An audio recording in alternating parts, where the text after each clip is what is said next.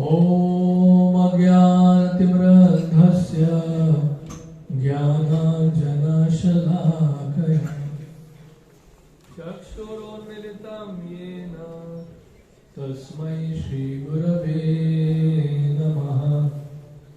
श्रीचैतन्यमनोभीष्टं स्थापितं येन भूतले स्वयं रूपः कदा मह्यं ददाति स्वपदान्तिकम्। जय श्री कृष्ण चैतन्य प्रभु नित्यानंद श्री अद्वैत गदाधर श्रीवासादि गौर भक्तवृंद। हरे कृष्णा कृष्णा कृष्णा हरे हरे हरे राम राम राम हरे हरे।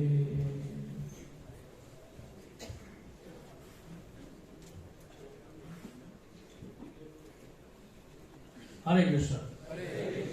आज हम 3 विषयों पर चर्चा करने वाले हैं, आत्मा, परमात्मा और भगवान, सोल, सुपर सोल एंड भगवान। ठीक है, तो मैं आपसे एक प्रश्न पूछना चाहता हूं सबसे पहले, क्योंकि आप जानते हैं हमारे सेशन में क्या होगा, एक्टिविटी होगी, है कि नहीं। हम सबको अपने एक दूसरे को एक्टिव रखना ना। तो आपसे एक प्रश्न पूछना चाहता हूं मैं, डू यू हैव सोल? क्या उत्तर देंगे? यस नहीं, आपने उत्तर देना है डू यू हैव सोल। क्या उत्तर देंगे हमें प्रभु बताइए। Do you have soul? I am soul. Very good, ताली बजाइए।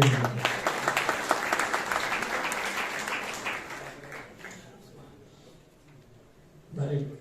लेकिन आप ये आंसर मत दीजिए मेरे पास सोल है। मेरे पास सोल है, ये गलत आंसर है। गलत आंसर क्यों है, कौन बताएगा? आप बताइए। सोल हम ही है, क्योंकि सोल, मैं ही सोल हूं, मैं सोल ही हूं, right. So that is our identification, वो मेरी पहचान है। ओके, अभी थोड़ा और हम लोग सोल के बारे में चर्चा करने वाले हैं। अभी सोल का जो डिस्कशन है वो पूरा नहीं हुआ है, थोड़ा और सा इस पर डिस्कशन करना जरूरी है। अब दूसरा अध्याय ले रहे हैं, 25वां श्लोक। प्लीज खोलिएगा, भगवद गीता है ना आपके पास?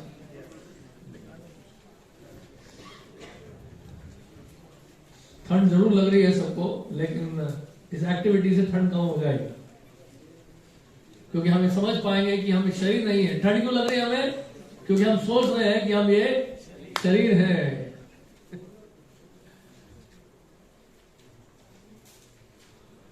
दूसरा अध्याय श्लोक संख्या 25 निकाल लिया आपने। अव्यक्तोयम अचिंतयोयम अव्यक्तयोयम अचिंतयोयम अविकार्योयम उच्यते तस्मादेवं विदित्वैनं नानुशोचितम् अर्हसि। यह आत्मा अव्यक्त, अकल्पनीय तथा अपरिवर्तनीय कहा जाता है। यह जानकर तुम्हें शरीर के लिए शोक नहीं करना चाहिए। तो यहां क्या बताया गया है, द सोल इज इनविजिबल। सो आत्मा अव्यक्त, तो प्रभुपाद ने इसका ट्रांसलेशन अव्यक्त करके, अव्यक्त का मतलब यहां पर क्या है, अव्यक्त को ट्रांसलेशन किया है इनविजिबल। इंग्लिश में जो ट्रांसलेशन हुआ है, प्रभुपाद ने जो ट्रांसलेट किया है अव्यक्त को क्या किया है, invisible. The soul is invisible. Why the soul is invisible? It is invisible to the material eyes. हमारी भौतिक आंखों के लिए अदृश्य है। इन भौतिक आंखों के साथ द्वारा नहीं देख सकते, है कि नहीं। आपके पास माइक्रोस्कोप हो सकता है, पावरफुल से पावरफुल माइक्रोस्कोप, उसमें आप बैक्टीरिया देख सकते हो, जर्म्स देख सकते हो, बट आत्मा नहीं देख सकते। बड़े से बड़े cardiologist, heart specialist, heart surgeon world wide जो सर्जरी कर रहे हैं, सर्जरी करने पर उनको आत्मा नहीं दिखती, नहीं, शरीर के सारे ऑर्गन दिखते हैं, लेकिन they can't see the soul. Soul दिखता नहीं, इट्स इनविजिबल। क्यों इनविजिबल है? It is invisible with the material eyes, भौतिक आंखों से नहीं देख सकते। तो उनको देखें भौतिक आंखों से नहीं देख सकते तो इसका मतलब क्या है? कैसे देखें, कैसे परसीव करें, फिर कैसे समझें कि सोल है अगर हम देख नहीं पा रहे? क्योंकि हमारी समस्या क्या है, हमारी बीमारी क्या है? बीमारी का मतलब ये है कि हम लोग जब तक देख नहीं लेते विश्वास नहीं करते, है कि नहीं? लेकिन हमें विश्वास कैसे करना है? Bye hearing from the right source, सही स्रोत से सुनकर हमें विश्वास करना है। शब्द प्रमाण कहते हैं, मैंने बताया था ना, शब्द प्रमाण, यानी कि आपको देखने की आवश्यकता नहीं है, अगर आप सही सोर्स से सुन लेंगे उसी में आप विश्वास कर सकते। जस्ट लाइक फॉर एग्जाम्पल, अगर आप रेलवे स्टेशन जाते हो तो रेलवे काउंटर में जाइए या रेलवे जो स्टेशन का जो अनाउंसमेंट है, ऑफिशियल अनाउंसमेंट है, उसको सुनिए। उसको सुनने मात्र से आपको ये पता चल जाएगा कि आपकी ट्रेन कौन से प्लेटफॉर्म से जा रही है। आपको ज्यादा रिसर्च करने की आवश्यकता नहीं है कि एक एक पैसेंजर से पूछो या एक एक कुली से पूछो। You just approach the right source. तो शब्द प्रमाण ऐसा है, जो वैदिक शास्त्र है हमारे, वो शब्द प्रमाण है। भगवत गीता हमारे लिए शब्द प्रमाण है। शब्द प्रमाण का मतलब साउंड, यानी शब्द जो भगवान के मुख से निकला है, जो वैदिक शास्त्रों में है, श्रीमद् भगवत गीता में है, उससे सुनकर हम लोग जो है इसको स्वीकार करते। We have to hear from the right source, ठीक है ना? तो इस तरह से शब्द प्रमाण से you can understand, yes, there is a soul inside the body. इस शरीर के भीतर क्या है? आत्मा है, ठीक है ना? जैसे अगर आप किसी घर में जाओ तो मकान मालिक से पूछ लो कि इस घर में किराएदार है या नहीं है, तो मकान मालिक आपको बता देगा इस घर में किराएदार है। ये थोड़ा कि फर्स्ट फ्लोर जाओगे, सेकंड फ्लोर जाओगे, चेक करोगे कौन कौन है।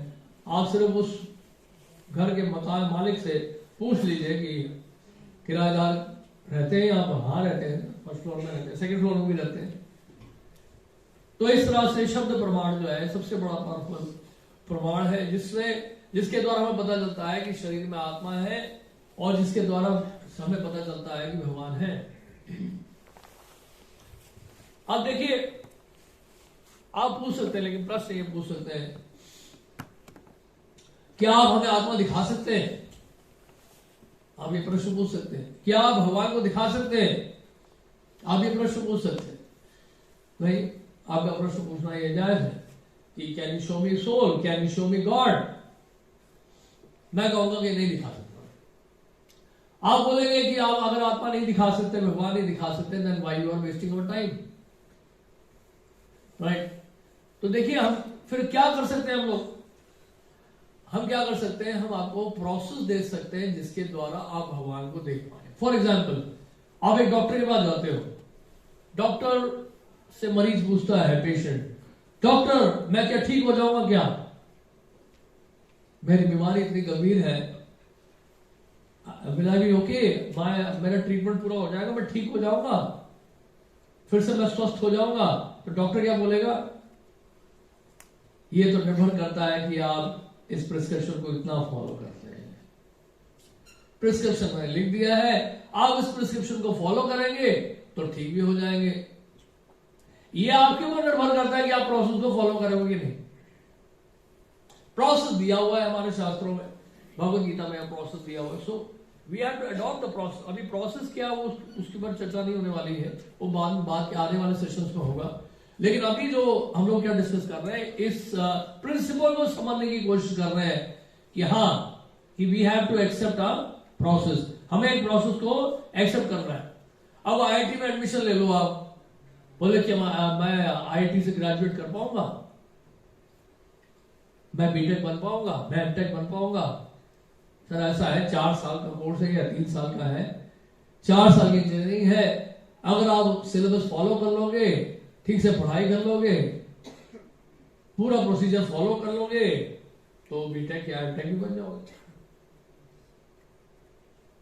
तो एडमिशन लेना पर्याप्त नहीं है, कहने का मतलब है उस इंस्टीट्यूशन का जो प्रोसीजर है उसको फॉलो करना पड़ेगा, राइट कि नहीं? तो हर जगह ऐसे ही है।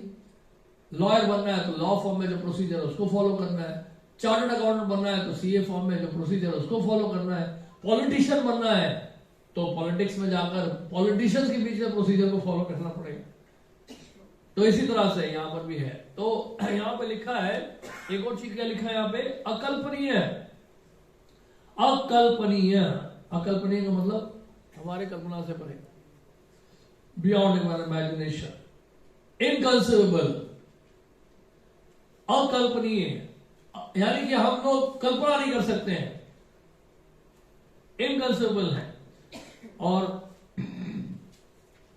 कहने का मतलब यह है कि अनुमान के द्वारा हम लोग नहीं समझ सकते। So soul cannot be understood by hypothesis. The soul can be understood only by शब्द प्रमाण। शब्द प्रमाण के द्वारा ही अब आत्मा को समझ सकते हैं, अनुमान के द्वारा नहीं। ऐसा अनुमान का मतलब क्या होता है, ऐसा हो सकता है, वैसा हो सकता है, अपने आप ही हम लोग स्पेकुलेशन कर रहे हैं, अनुमान लगा रहे हैं। मैंने बताया था अनुमान प्रमाण का कि स्टेशन के पास कोई रह रहा है और उसी समय ट्रेन से इंजन से आवाज आ रही है और एक घर से भी आवाज आ रही है और दोनों आवाज सिमिलर है। और कई बार उस घर में से क्या है, झगड़ा करने की आवाज आ रही है, झगड़ा चल रहा है उस घर में, तो सब लोग स्पेकुलेट कर रहे हैं। लेकिन क्या था, अल्टीमेटली जब घर में गए, उस घर में जाके देखा तो क्या चल रहा था, एक मूवी चल रही थी। तो घर में झगड़ा नहीं चल रहा था, उस मूवी में झगड़ा चल रहा था। लेकिन बाहर से जब सुनाई दिया तो ऐसा लग रहा था कि घर में झगड़ा चल रहा है। तो उसको क्या कहेंगे कि आपने अनुमान लगाया, लेकिन वो अनुमान प्रमाण जो है सही साबित नहीं हो। तो अनुमान प्रमाण कई बार सही साबित होता है, कई बार नहीं साबित होता है। तो it is not a perfect way of क्या रिसीविंग नॉलेज। तो इसलिए यहां पर ये बताया यहां पर कि अकल्पनीय है, कि हमें शब्द प्रमाण के द्वारा समझना पड़ेगा। आत्मा अपरिवर्तनीय है, it is what, not changeable. तो क्या चेंजेबल है, बॉडी इज चेंजेबल। हमने बताया था ना, देहिनोस्मिन् यथा देहे, कि शरीर का परिवर्तन होता है बाल्यावस्था से युवावस्था तक, युवावस्था से वृद्धावस्था तक नहीं, फिर देहांतरण के समय शरीर छोड़ने के बाद फिर दोबारा शरीर लेना पड़ता है। तो बॉडी में चेंजेस आ रहे हैं, आत्मा में कोई चेंज नहीं आ रहा है। तो सोल जो है वो क्या है, चेंजेबल नहीं है। अब देखिए, लेकिन जो है, जो बॉडी, ग्रॉस बॉडी भी चेंजेबल है और सटल बॉडी भी चेंजेबल है।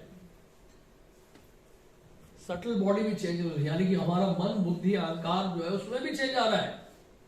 कैसे चेंज आ रहा है, बचपन में जब करेला आपके सामने रखा गया तो करेले से दूर भागते हो। जब उम्र बढ़ जाती है, बुढ़ापे के समय करेला अच्छा लगने लगता है। So there is a change. नहीं, आपके खान पान में ही चेंज आ गया। एक समय में जो मीठा आपको अच्छा लगता था, आज मीठा देख के बहुत हो गया भैया, और मीठा नहीं खाना। आजकल कई लोग ऐसे हम जानता हूं मैं, जो 40 क्रॉस कर चुके हैं या 50 क्रॉस कर चुके हैं, जिनको डायबिटीज नहीं है फिर भी मीठा नहीं खा रहे। बोलता है I am already 40, I don't want take sweets, I have stopped taking sweets. तो बेसिकली क्या है, वही शरीर है, वही सूक्ष्म शरीर है, मन, बुद्धि, अहंकार का, लेकिन अब विचार समय के अनुसार बदल गए। तो इस तरह से क्या है, सूक्ष्म शरीर में भी परिवर्तन आता है और भौतिक शरीर जो क्रॉस बॉडी है उसमें भी परिवर्तन आता है। अब देखिए जो श्लोक है 15वें अध्याय का 7वां श्लोक ले लीजिए। 15वें अध्याय का 7वां श्लोक, 15 चैप्टर टेक्स्ट 7। ममैवांशो जीवलोके जीवभूत सनातनः मनस्सष्टानि इंद्रियाणि प्रकृतिस्थानि कर्षति। Page number 516।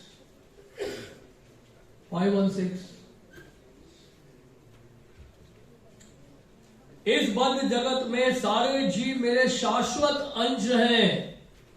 बद्ध जीव के कारण वे 6 इंद्रियों से घोर संघर्ष कर रहे हैं, जिनमें मन भी क्या है, सम्मिलित, मन भी सम्मिलित। अब देखिए यहां पर देखिए, तो the Lord is complete, the Lord is whole, we are part. हम लोग क्या है, अंश है। भगवान के क्या है, भगवान क्या बोल रहे हैं, ये जीवात्माएं मेरे क्या है, अंश है। लेकिन केवल मेरे अंश नहीं बोला उन्होंने, बड़े ध्यान से सुनिए क्या क्या लिखा है। जीव भूत सनातन, भगवान कह रहे मेरे सनातन अंश है। सनातन अंश का मतलब जानते क्या है? सनातन अंश का मतलब यह है कि हम अंश थे, अंश है और भविष्य में भी अंश रहेंगे। भगवान ये नहीं कह रहे कि भविष्य में हम एक हो जाएंगे। जैसे कई बार लोग बोलते हैं आत्मा परमात्मा में लीन हो गई जी, एक हो गए हो, नहीं। तो यहां पर एक होने की बात नहीं की गई है। भगवान बोल रहे हैं सनातन अंश है, अंश थे, अंश है और भविष्य में भी अंश रहेंगे। तो इसलिए ये क्लियर होना चाहिए हमें कि अंश जो है वो सनातन हमारा स्वभाव है, अंश होना, पार्ट। जैसे गोल्ड माइन से गोल्ड रिंग, समुद्र के जल से समुद्र का पानी बूंद, समुद्र का जो जल है उसका एक बूंद क्या है, वो भी खारा ही होता है। लेकिन ये नहीं बोल सकते कि हाथ में जी समुद्र है मेरे, देखो समुद्र उठा के घूम रहा हूं, ये सोने की खान है मेरे हाथ में, सोने की अंगूठी पहनी है, सोने का खान नहीं है। क्वालिटी एक है, क्वांटिटी एक नहीं है। तो भगवान का मैं अंश हूं, अंश होने के नाते क्वालिटी एक है, क्वांटिटी एक नहीं है। तो इसलिए बात को क्लियर हमें अच्छे से समझना है। तो एक बार श्रील प्रभुपाद जी जब अमेरिका गए थे, ये शुरू की बात है 1965 में, तो न्यूयॉर्क जाने से पहले वहां बॉस्टन गए थे और वहां पे एक मिश्रा जी थे जो योगा के टीचर थे, क्योंकि अकेले गए थे तो कुछ समय उनके यहां भी रुके थे। तो वो योगा टीचर थे, उनके पास कई अमेरिकन स्टूडेंट्स भी आते थे योगा सीखने के लिए। लेकिन वो बेसिकली एक मायावादी थे। मायावादी क्या होता है मैं बताता हूं आपको। मायावादी का मतलब होता है जो भगवान कृष्ण की लीलाओं को, उनके नाम को माया बताते हैं, उनके रूप को भी माया बताते हैं, ठीक है ना। तो उनको मायावादी कहते हैं। और ये भी कहते हैं वो कि हम में और भगवान में कोई अंतर नहीं, ये तो माया का प्रभाव है। जब माया का प्रभाव हट जाएगा आप में और भगवान में कोई अंतर नहीं रह जाएगा। तो ऐसे लोगों को जिनका दर्शन ही माया है उनको मायावादी कहते हैं, उनका दर्शन ही माया में है, तो इसलिए वो क्या कहते हैं, मायावादी कहते हैं। तो बेसिकली क्या है यहां पर ये बताया गया है। तो यहां पर क्या हुआ, फिर बॉस्टन जब पहुंचे तो वहां पर मिश्रा जी से मिले। तो मिश्रा जी जो है वो मायावादी थे और प्रभुपाद जी बड़े एक्सपर्ट थे प्रीचिंग में। लेकिन प्रभुपाद जी बिल्कुल शेर की तरह थे, उनके एक भी स्टूडेंट को उन्होंने कन्विंस नहीं किया, ना उनको उनके खिलाफ कुछ बोला, मिश्रा जी के खिलाफ बोला। लेकिन जब मिश्रा जी जब प्रभुपाद जी से बात करते थे तो प्रभुपाद एक एक बात को कट करते थे। तो मिश्रा जी ने बोला वास्तव में हम सब एक हैं, हमें कोई भेद नहीं है, सिर्फ माया का प्रभाव है, उसके बाद हम सब एक ही हैं। तो प्रभुपाद ने हमसे कहा, प्रभुपाद ने कहा आई डिसएग्री विद यू। क्या बोला उन्होंने? तो वही उनका मायावाद खत्म हो गया। मायावाद की थ्योरी खत्म हो गई कि नहीं? मिश्रा जी ने कहा कि हम एक हैं, प्रभुपाद जी ने क्या उत्तर दिया, हम एक नहीं है, मैं आपसे डिसएग्री करता हूं।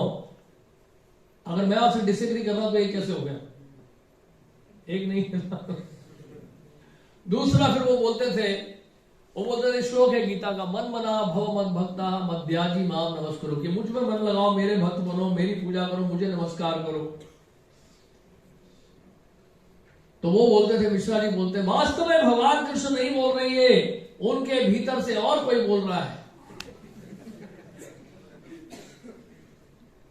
तो प्रभुपाद जी उसको भी कट करते थे।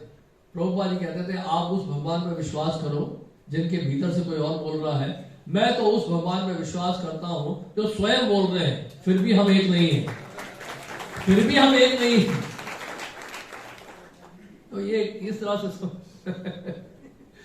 तो कहने का मतलब यह है कि हमें बड़ा क्लियर होना चाहिए। देखिए क्या है, जब यहां पर अंश की बात की जाती है तो हम अपने आप को छोटा नहीं समझना है, या क्या यार हमारा अस्तित्व यही है, हमारा यही आइडेंटिफिकेशन है कि हम एक केवल अंश हैं बस। लेकिन एक बात हम भूल रहे हैं कि परम भगवान श्री कृष्ण जो सभी कारणों के कारण है, जो त्रिभुवन के स्वामी हैं, अनंत कोटि ब्रह्मांडों के मालिक हैं, अरे भैया उनके अंश है हम लोग। अगर आपको पता चले भैया बिल गेट्स के रिश्तेदार हो तो एक ही झटके में करोड़पति बन जाओगे आप। तो ये तो बहुत बड़ी धरोहर है ये तो, कि हम किसके अंश हैं। नहीं, यानी कि परम भगवान श्री कृष्ण जिनकी पूरी सृष्टि उनकी है, पूरा ब्रह्मांड उनका है, अगर आप उनके अंश हैं तो आपका भी हो गया ना सब कुछ। अगर आप बिल गेट्स के पोते हैं और बिल गेट्स के घर में ही रह रहे हैं या उनके घर के पास ही रह रहे हैं, उनके रिश्तेदार है करीब के, तो बिल गेट्स के घर में आना जाना मुश्किल है आपके लिए, बताइए। नहीं, तो इसी तरह से क्या है कि अगर आपको ये पता चल जाए, ये रियलाइज हो जाए कि भगवान कृष्ण के अंश है आप, तो सोच के देखिए आप इस पृथ्वी में ऐसी कोई जगह नहीं है जो आपकी नहीं है कि नहीं। इसे प्रभुपाद जी कहते थे, मुझे किसी का भय नहीं है, मुझे कोई रोक नहीं सकता है, क्योंकि पूरी पृथ्वी जो है it is a kingdom of God and I am servant of the God. यानी कि अगर मैं भगवान का सेवक हूं और पूरी सृष्टि जो है, पूरा संसार भगवान का है, तो मुझे किस बात का डर है बताइए, कोई डर नहीं। तो इस तरह से we have a glorious background. तो कहने का मतलब यह है, जब हमें पता चल जाएगा, पता चलता है कि हमारे पिता कौन है, तो हमें किसी चीज का भय नहीं होना चाहिए। इसे भगवान गीता के 14वें अध्याय के 4थे श्लोक में भी कह रहे हैं, सर्व योनिषु कौन्तेय अहं बीज Prajapita, I am that seed giving father of all the species of life. तो कहने का मतलब यह है, अंश होने के नाते हम गरीब कैसे हो सकते हैं, सोचिए। तो पॉवर्टी स्ट्रिकन कंडीशन क्या है? पॉवर्टी स्ट्रिकन कंडीशन है हमारा कंटेमिनेटेड कॉन्शियसनेस, जिसमें हम भूल जाते हैं कि हम भगवान के अंश। वही है वास्तव असली गरीबी। आप हो सकते हैं संसार के सबसे धनी व्यक्ति हो, अगर आपको यह रियलाइज नहीं हो रहा कि आप भगवान के अंश हैं, तो आप सबसे गरीब व्यक्ति हो, क्योंकि जो धन मिला है ना आपको, वो भी छीन लिया जाएगा आपसे। भगवान गीता में कह रहे हैं, जो मुझे भगवान के रूप में स्वीकार करते हैं, उनके पास भी मैं आता हूं मृत्यु के समय। कैसे? मृत्यु सर्वहरश्यम, मैं मृत्यु के समय क्या करता हूं? सब कुछ हर लेता हूं, काल का प्रभाव। तो इस तरह से क्या है कि कहने का मतलब है, हमें पता होना चाहिए हम किस परिवार के हैं, तो सारी समस्या का आपको हल मिल जाएगा। तो यानी कि लिबरेशन और मुक्ति का मतलब क्या है? लिबरेशन, जब लिबरेशन की बात करते हैं, मुक्ति, कई बार हमने सुना होगा शब्द मुक्ति। मुक्ति का मतलब क्या है और बंधन का मतलब क्या है? मुक्ति का मतलब है जब आप ये रियलाइज कर रहे हो कि आप आत्मा हो, शरीर नहीं। और बद्ध अवस्था कंडीशन स्टेट क्या है? जब आप ये मान रहे हो कि आप एक शरीर हो, आत्मा नहीं, वो आपकी बद्ध अवस्था है। बेसिकली इस तरह से समझना है। तो कहने का अर्थ ये है, अब जो है समझने का प्रयास करेंगे धीरे धीरे हम लोग। देखिए क्या है, अभी आत्मा के बारे में तो चर्चा होगी, थोड़ा और आगे चलना पड़ेगा ना अभी हमें। तो देखिए ये है 15वें अध्याय का 16वां श्लोक, ले लीजिए 15वें अध्याय का 16वां श्लोक। 15 चैप्टर में तो आ ही गए थे आप, आउट टेक्स्ट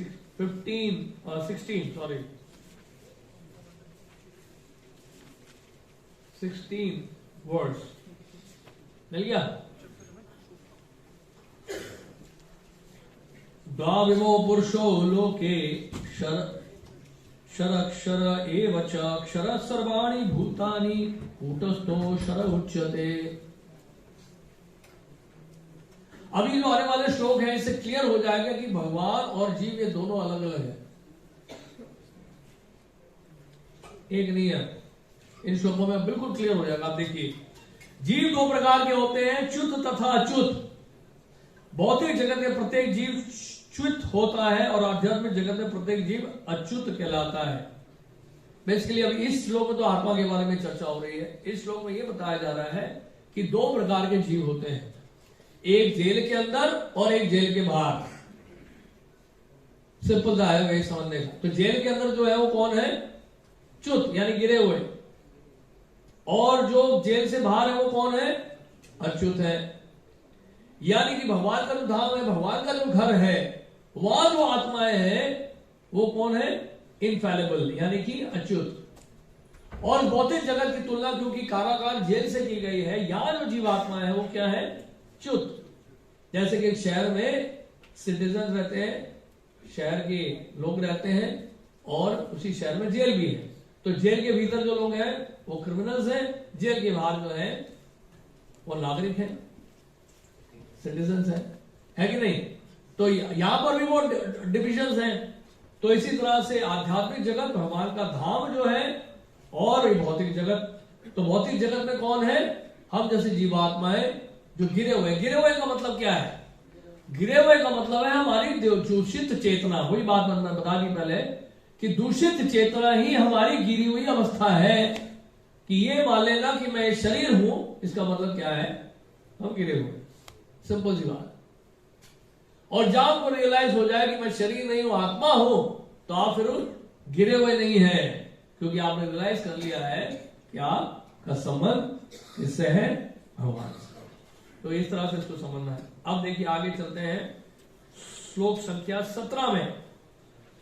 उत्तमा पुरुष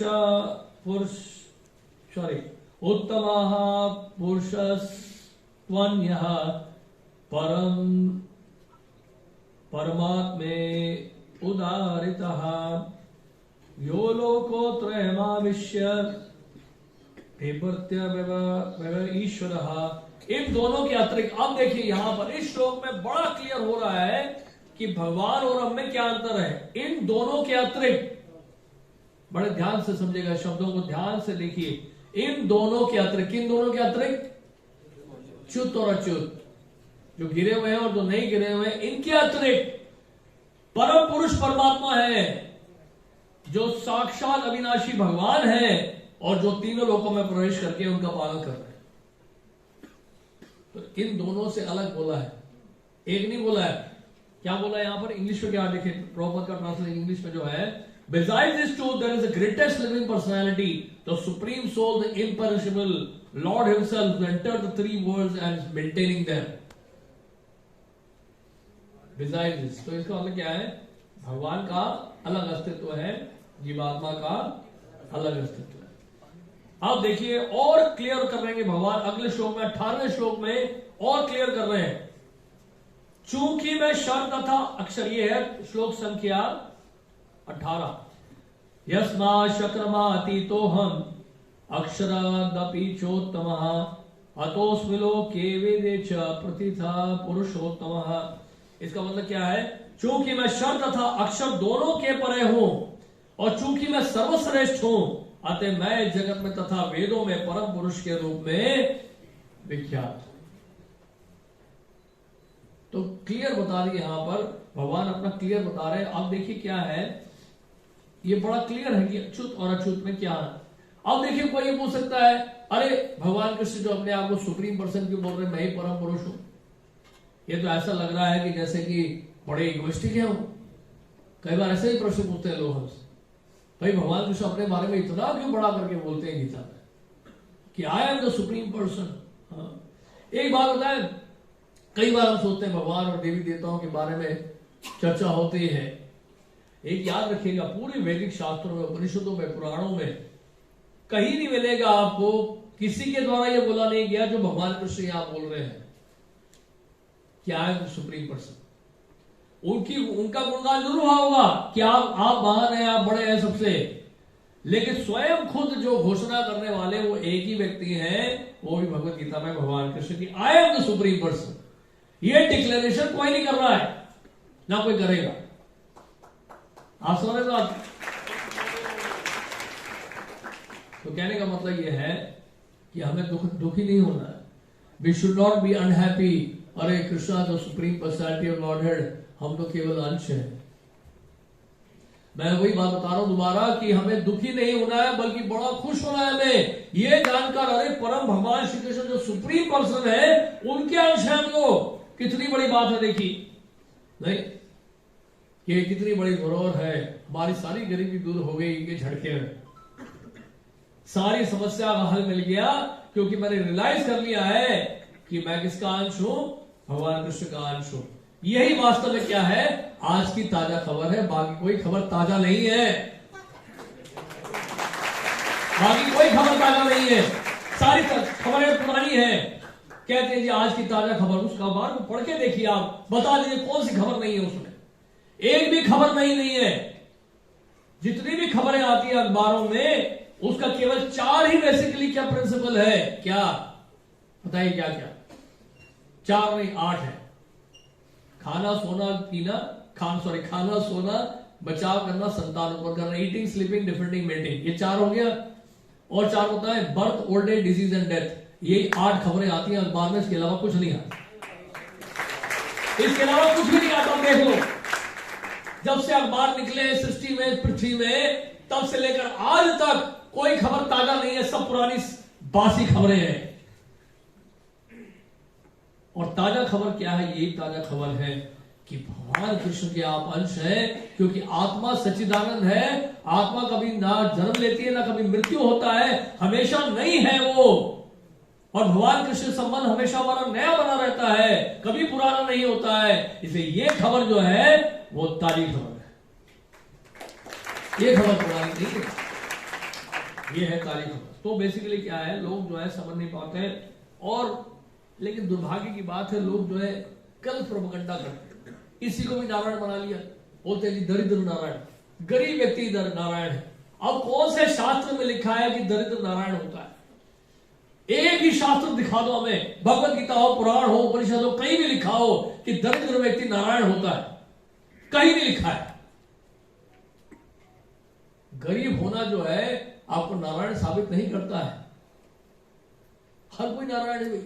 प्रभुपाद जी कहते थे गोट नारायण, कैट नारायण, डॉग नारायण, सबको नारायण बना रहे हैं। लेकिन जो लक्ष्मी नारायण जो वैकुंठ में बैठे हैं उनको नहीं मान रहे, वो लक्ष्मी नारायण को भगवान नहीं, बाकी सब भगवान है। भाई ये कौन सी फिलॉसफी है भाई? आपने गरीब व्यक्ति को नारायण बना दिया और बाकी के सारे जो है, एक व्यक्ति भिखारी था, उसका नाम था लक्ष्मीपति। वो नाम लक्ष्मीपति है लेकिन उसके बाद लक्ष्मी नहीं। लक्ष्मी जी उसकी सेवा क्यों करेंगे बताइए? लक्ष्मी जी तो नारायण की अर्धांगिनी है ना, नारायण की सेवा में लगी है। वो तो नारायण की चरणों में जो है वो चंचलता उनकी समाप्त होती है। और कहीं भी जाएगी लक्ष्मी जी का दुरुपयोग आप करोगे वो चंचल बन जाती है, वो रहती नहीं, टिकती नहीं किसी के साथ। उनका स्वभाव है वो चंचल का मतलब चंचला उनका नाम है। लक्ष्मी जी के नाम क्या है? चंचला। चंचला का मतलब है वो किसी के साथ रहती नहीं, हमेशा भी आती जाती रहती है, लेकिन एक ही व्यक्ति के साथ हमेशा रहती है, उनके चरणों में रहती है, और वह है चंचल पति भगवान श्री नारायण। वही में चंचलता उनकी समाप्त होती है। वहां से आप उठा लोगे, उनको अलग कर दोगे तो क्या होगा? लंका जल जाएगी आपकी। रावण ले गया था सीता जी को, लक्ष्मी जी को, पूरी लंका जल गई। तो बड़ा सावधान रहना पड़ेगा, लक्ष्मी जी का दुरुपयोग नहीं हो सकता है। तो ये दरिद्र कभी नारायण नहीं होता है, इस बात का ध्यान रखना। अभी देखिए क्या है, हम कैसे रियलाइज करें कि हम सोल हैं, हम कैसे रियलाइज करें कि हम कृष्ण भावना भावित हो रहे हैं या भगवत चेतना जागृत हो गई, कैसे रियलाइज करें? मैं आपको कुछ पूछ रहा हूँ, क्वेश्चन पूछ रहा हूँ आपसे, उस क्वेश्चन का आंसर दीजिएगा। आप बताइए रसगुल्ले का टेस्ट कैसा होता है? Very good. आप बताइए रसमलाई का टेस्ट कैसा होता है? गुलाब जामुन का टेस्ट कैसा होता है? और जलेबी का टेस्ट कैसा होता है? संदेश का टेस्ट कैसा होता है? संदेश देखा बंगाल में संदेश करते हैं, यहाँ बंगाल में संदेश होता है। संदेश कैसा होता है? पेड़ा कैसा होता है? लड्डू कैसा होता है? सब मीठा है, फिर अलग अलग क्यों बनाना पड़ता है भाई? फिर अलग अलग आपको कैसे पता चलेगा सब अलग अलग है? बताइए, इसका क्या आंसर है? ये सब आपने बोला कि सब मीठा है, तो फिर आप इतनी सारी वैरायटी क्यों बना रहे हो? और अलग अलग है तो ये कैसे पता चलेगा कि अलग अलग है? क्या आंसर है आपका? खाकर, देखकर नहीं, खाकर पता चलेगा कि आपने लड्डू खाया, पेड़ा खाया, जलेबी खाई, गुलाब जामुन खाया, रसगुल्ला खाया। इसी तरह से क्या है कि जो आपको रियलाइजेशन होगा कि आप शरीर नहीं हो, आत्मा हो, जब एक्चुअली प्रैक्टिस करोगे, आप स्पिरिचुअल प्रैक्टिस में लोगे, तो आपको खुद रियलाइज होगा। ये नहीं कि कोई आगे बताए। Nobody will give, Prabhupada ji कहते हैं, nobody will give you certificate that you have become Krishna conscious. कोई सर्टिफिकेट नहीं देगा आपको खुद रियलाइज होगा। खुद उस आनंद की अनुभूति होगी आपको। आप जब लड्डू पेड़ा जलेबी खाओगे तो आपको किसी से पूछने की जरूरत नहीं है, प्रभु जी कैसा लग रहा है आपको? अरे आपको कैसा लग रहा है ये बताओ ना, मुझसे क्यों पूछ रहे हो? आपको मीठा लग रहा है कि नहीं? बस वही है। अगर आपको भूख लग रही है तो आप ही खाओगे ना, मैं थोड़ा खाऊंगा आपके लिए। ऐसे ही, तो इसको ऐसे समझना है। तो बेसिकली क्या है, सोल बेसिकली अंश होते भी कंप्लीट है, सोल सच्चिदानंद है, शाश्वत है, पूर्ण ज्ञान से युक्त है और पूर्ण आनंद से भरपूर है, क्योंकि आत्मा जो है वो भगवान के अंश है। भगवान भी सच्चिदानंद है लेकिन वो पूर्ण है, ठीक है। तो इस तरह से अब देखिए प्रश्न उठता है, वाई वी मस्ट नो भगवान, हम भगवान को जाने क्यों, ये क्वेश्चन उठता है। क्यों जानेंगे भगवान, कौन बताएगा? Why should we know God, क्या जरूरत है भाई? हमारी नौकरी है, हमारा जॉब है, हमारा बिजनेस है, हमारा अपना घर है, सब कुछ है हमारे पास। बोलते ना, मंदिर कौन जाते हैं जिनकी जेब खाली है। हमारा जेब हमेशा भरा रहता है, हमारे बैंक में हमेशा अकाउंट भरा रहता है, बैंक अकाउंट हमेशा फुल रहता है, गड्डियां हमारे आसपास फ्लोट करती रहती हैं। नहीं, हमें मंदिर जाने की आवश्यकता नहीं। मंदिर तो वो जाते हैं जिनकी जेब खाली रहती है। तो फिर बताइए, why we should know God? अपने आप को जानने, मन की शांति के लिए। प्रभु जी, जिस प्रकार एक बच्चे को अपने पिता की आइडेंटिटी दिखानी पड़ती है कि ये तुम्हारे पालन करने वाले, उसी प्रकार हमें भी पता होना चाहिए कि हमारे सुप्रीम हमारे कौन पालन करने वाले। बहुत अच्छा, ये बहुत अच्छे से आंसर दे रहे हैं आप, वेरी वेरी क्लोज। चलिए आइए भगवत गीता से हम समझने का प्रयास करें। 10 चैप्टर टेक्स्ट 3, 10वां अध्याय 3रा श्लोक। चलिए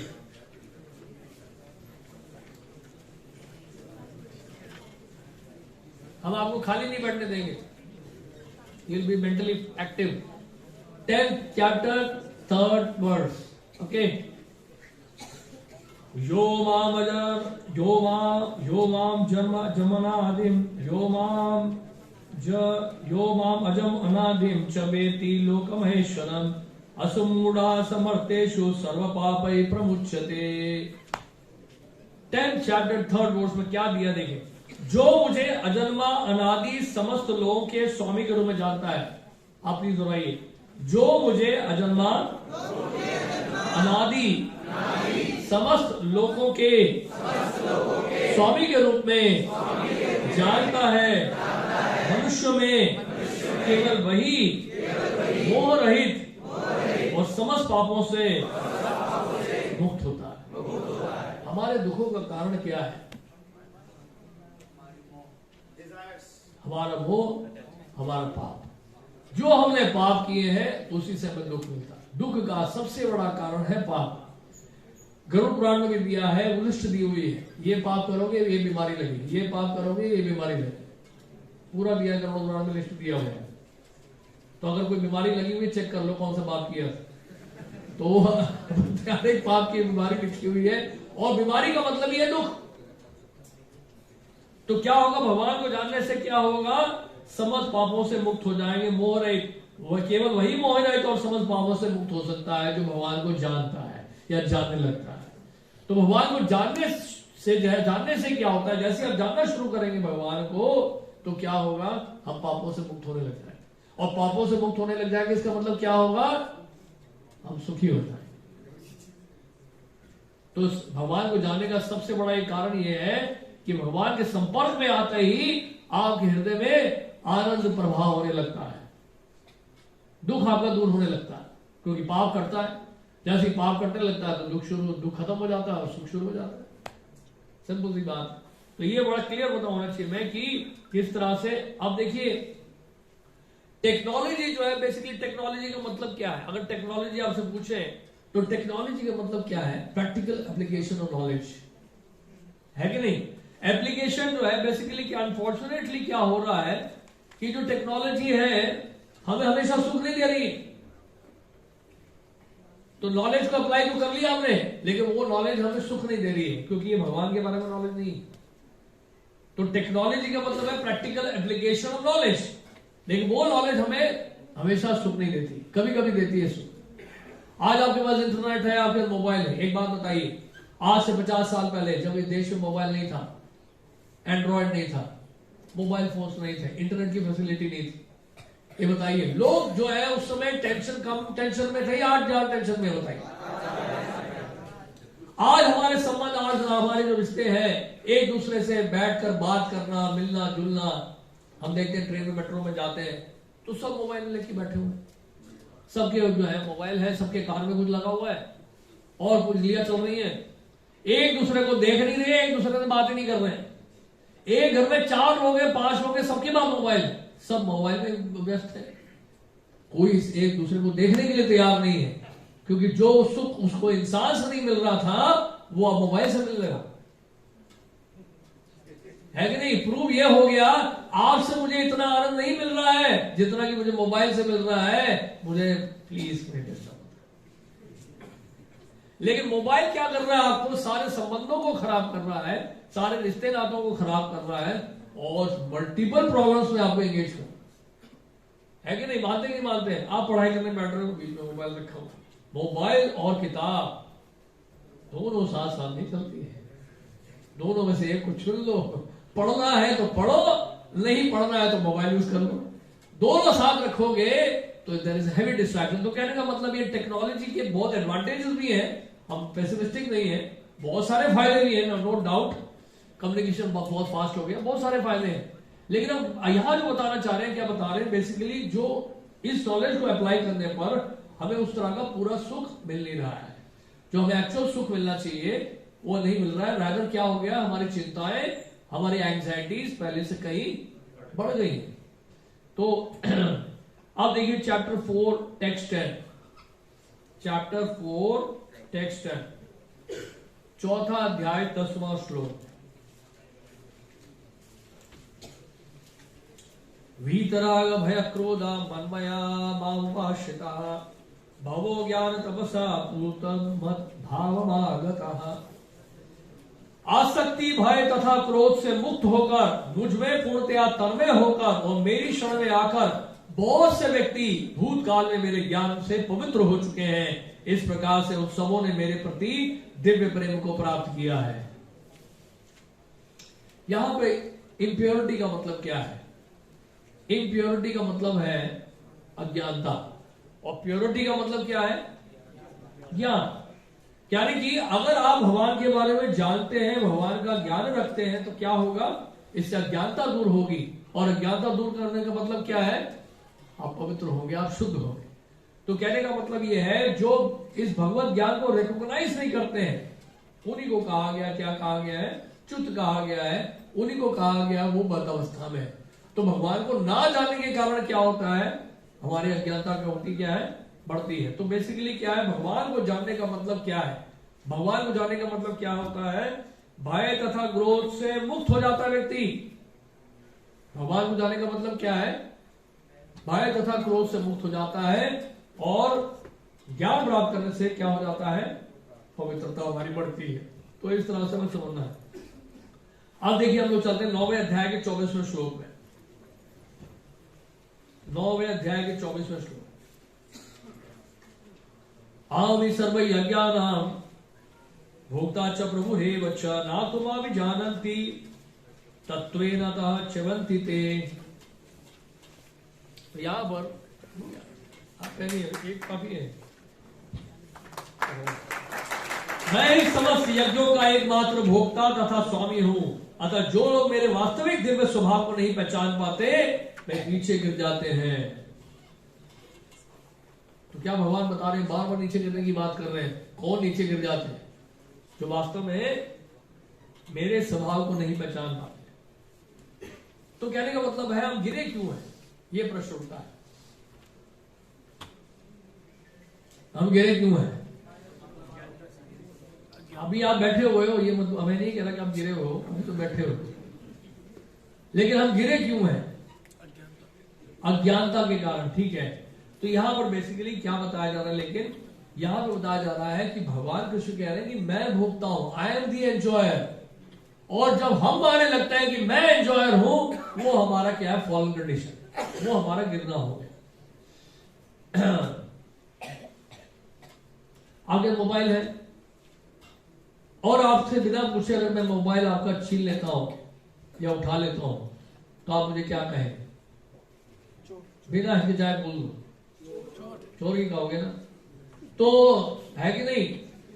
तो एंजॉयर किसको कहा जाएगा? एंजॉयर उसको कहा जाता है जो ओनर है, जो प्रोप्राइटर है, वही तो एंजॉयर हो सकता है और वही तो कंट्रोलर होगा। जब ओनर ही नहीं हो आप तो एंजॉयर कैसे हो गए बताइए आप? आपका शरीर ही आपका किराए में मिला है आपको, आप किराएदार हो, मकान मालिक नहीं हो, तो कितना एंजॉय कर लोगे? एंजॉय कैसे कर सकते हो बताओ? आप एक घर में रह रहे हो किराए पे, उस घर में अगर एंजॉय करना है तो कैसे एंजॉय करोगे बताइए? मकान मालिक के साथ कोऑपरेट करके, मकान मालिक के साथ कोऑपरेट करोगे तो एंजॉय कर सकते हो, नहीं तो नहीं एंजॉय कर सकते। कर सकते हो? अगर करोगे, बिजली चोरी करोगे और कुछ ना कुछ एक्स्ट्रा लगाओगे वहां पे जो मना किया गया है, तो क्या कहा जाएगा आपको? फिर किराएदार नहीं कहा जाएगा, चोर कहा जाएगा। तो इसी तरह से कहने का मतलब यह है कि इस संसार में जितनी भी संपत्ति आप देख रहे हैं, जितना कुछ भी आप देख रहे हैं सृष्टि के भीतर, अगर भगवान कहते हैं वो मेरा है और हम स्वतंत्र रूप में उसको एंजॉय करना चाहेंगे तो क्या कहा जाएगा? हमें चोरी कहा जाएगा। तो इसलिए बहुत जरूरी है हमारे लिए कि हम उनके साथ क्या करें? कोऑपरेट करें, उनका सहयोग दें। जब सहयोग करेंगे उनके साथ, कोऑपरेट करेंगे तो क्या होगा? उसमें हमें थोड़ा एंजॉय करने का भी मौका मिलेगा। अगर मान लीजिए आपने स्वीकार कर लिया और बिल गेट्स ने भी स्वीकार कर लिया कि आप उनके पुत्र हैं या पोते हैं, तो आप उनकी गाड़ियों को यूज कर सकते हो। उनके घर में तो पता नहीं कितनी गाड़ियां हैं, एक पूरी बिल्डिंग गाड़ी से भरी हुई है। चलो यार रोज रोज लेके जाते हैं, नहीं आज चलो बेंटली में जाते हैं, नहीं आज बुगाटी में जाते हैं, तो आप भी घूम रहे हो ना उसमें।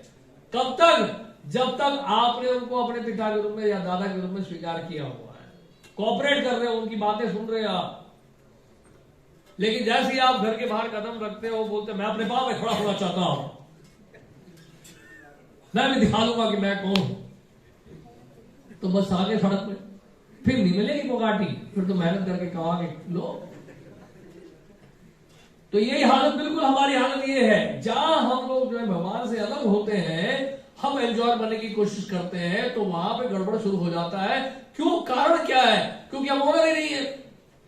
हमने जो बता दिया, हमें शरीर ही नहीं है, और ये शरीर जो है नश्वर है, शाश्वत नहीं है, और ये शरीर हमसे कभी छीन लिया जाएगा, तो फिर एंजॉय कैसे होगा बताइए?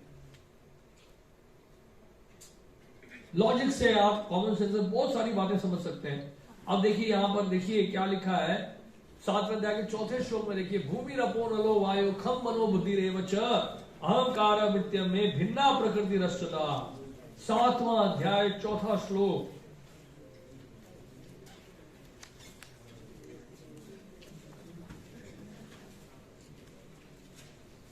पृथ्वी जल अग्नि वायु आकाश मन बुद्धि तथा अहंकारी 8 प्रकार से विविध मेरी भिन्ना प्रकृतियां हैं।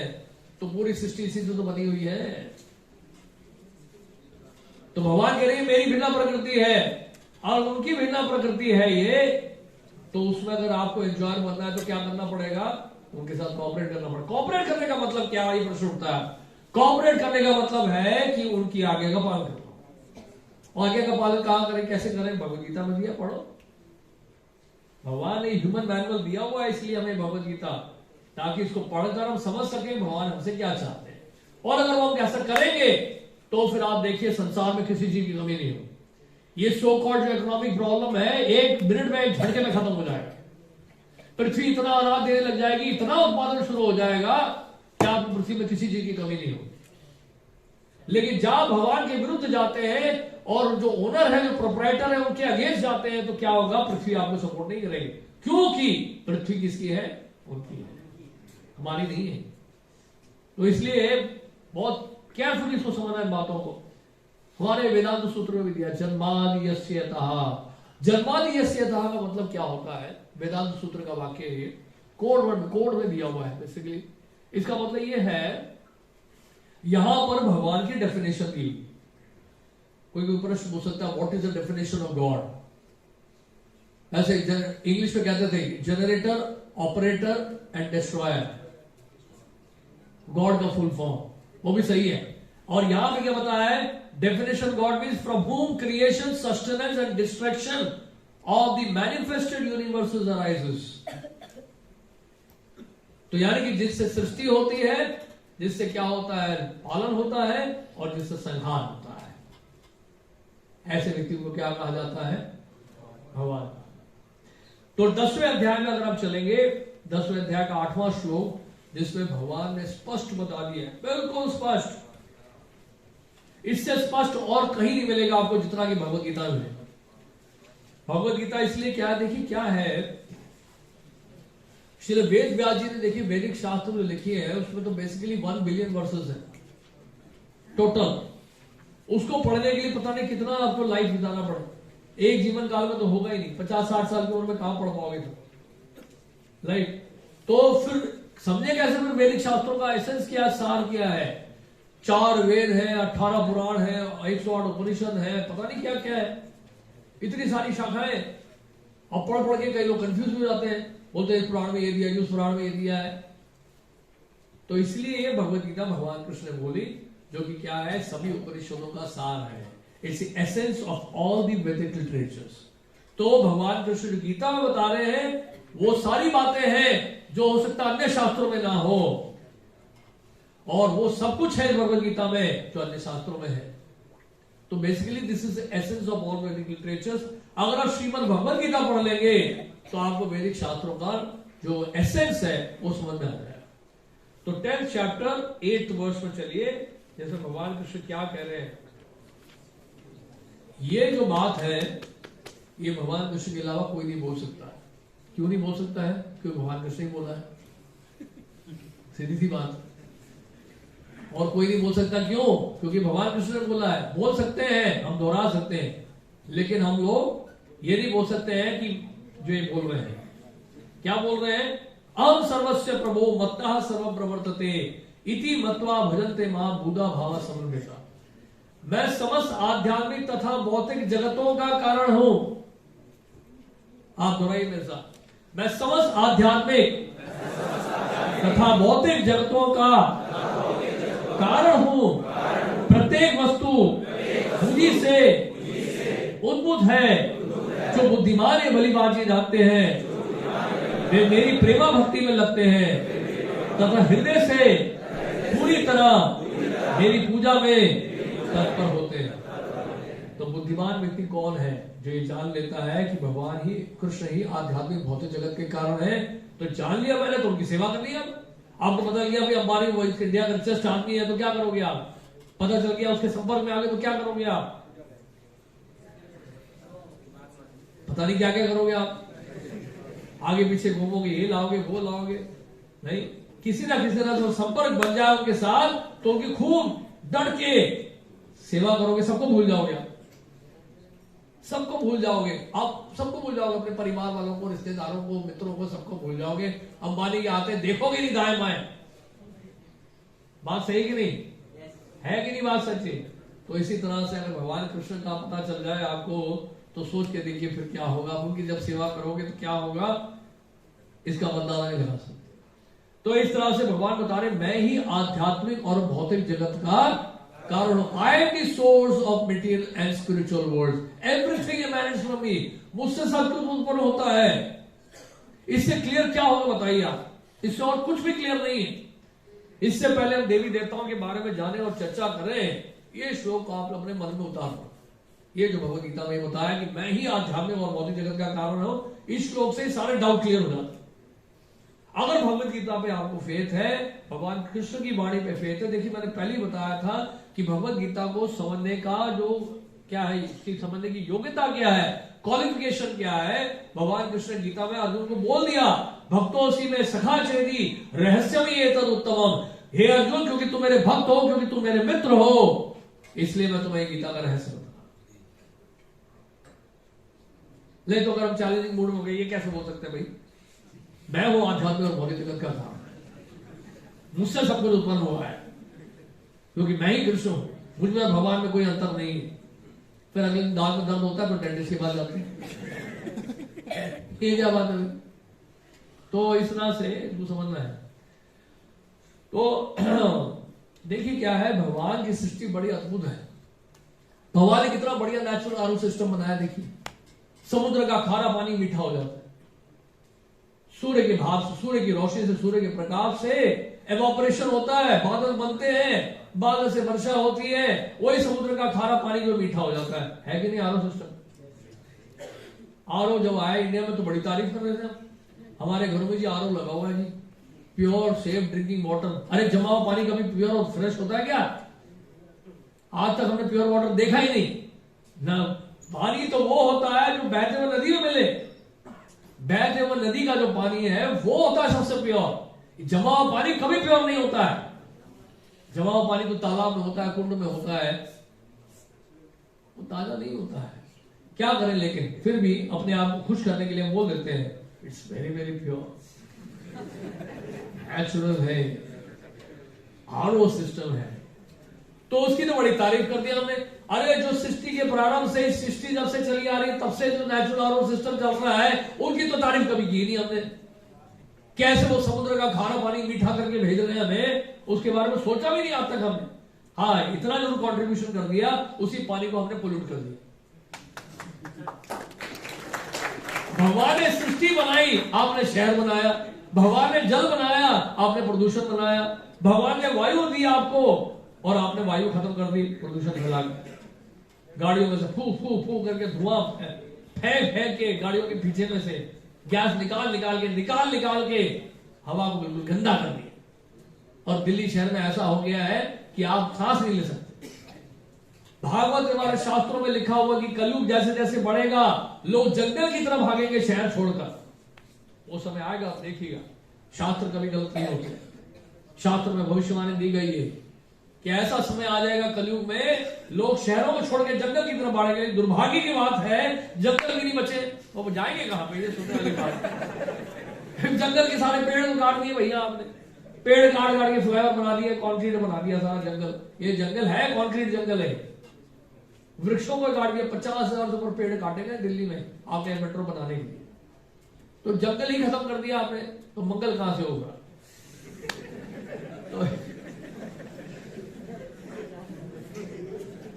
तो इसलिए ये जानना बहुत जरूरी है कि बनाने वाला कौन है। नॉलेज गेन करना बहुत जरूरी है। देखिए हम लोग क्या करते हैं, इफेक्ट पे ज्यादा हम लोग फोकस करते हैं, कॉज पे फोकस नहीं करते। देखिए एक अच्छा डॉक्टर, अब एलोपैथिक डॉक्टर का जनरली क्या होता है, मैं यहाँ क्रिटिकल नहीं हूँ एलोपैथिक्स के डॉक्टर को कहकर, लेकिन मैं एक बात बता रहा हूं। एलोपैथिक डॉक्टर जनरली क्या होते हैं, सिम्प्टोमेटिक ट्रीटमेंट देते हैं। पेन हो रहा है, पेन किलर ले लो, है कि नहीं? उल्टी आ रही है, उल्टी को बंद कर दो। अरे भैया क्यों उल्टी आई थी, क्या कारण था उसका, कॉज पे जाओ ना आप। तो कॉज का ट्रीटमेंट हो रहा नहीं, आप इफेक्ट पे ट्रीटमेंट करते जा रहे हो, है कि लेपापोती कर रहे हो, पेन किलर खिला खिला के उसको दबा रहे हो पेन को। अरे वो दर्द क्यों शुरू हुआ, कहां से शुरू हुआ, ये तो पता करो। आप समझ रहे मेरी बात में क्या कहना चाह रहा हूं? तो बेसिकली क्या है कि इफेक्ट पे नहीं, कॉज पे। इसलिए कॉज जानना बहुत जरूरी है। आज से पूछूं भैया आपके पिता, आपके कॉज कौन है? आप बोलोगे मेरे पिता है। आपके पिता के कॉज कौन है? आपके ग्रैंडफादर है। आपसे वो पूछो आपके ग्रैंडफादर को देखा? हाँ देखा है। अच्छा ठीक है, ग्रैंडफादर को तो देख लिया होगा बचपन में।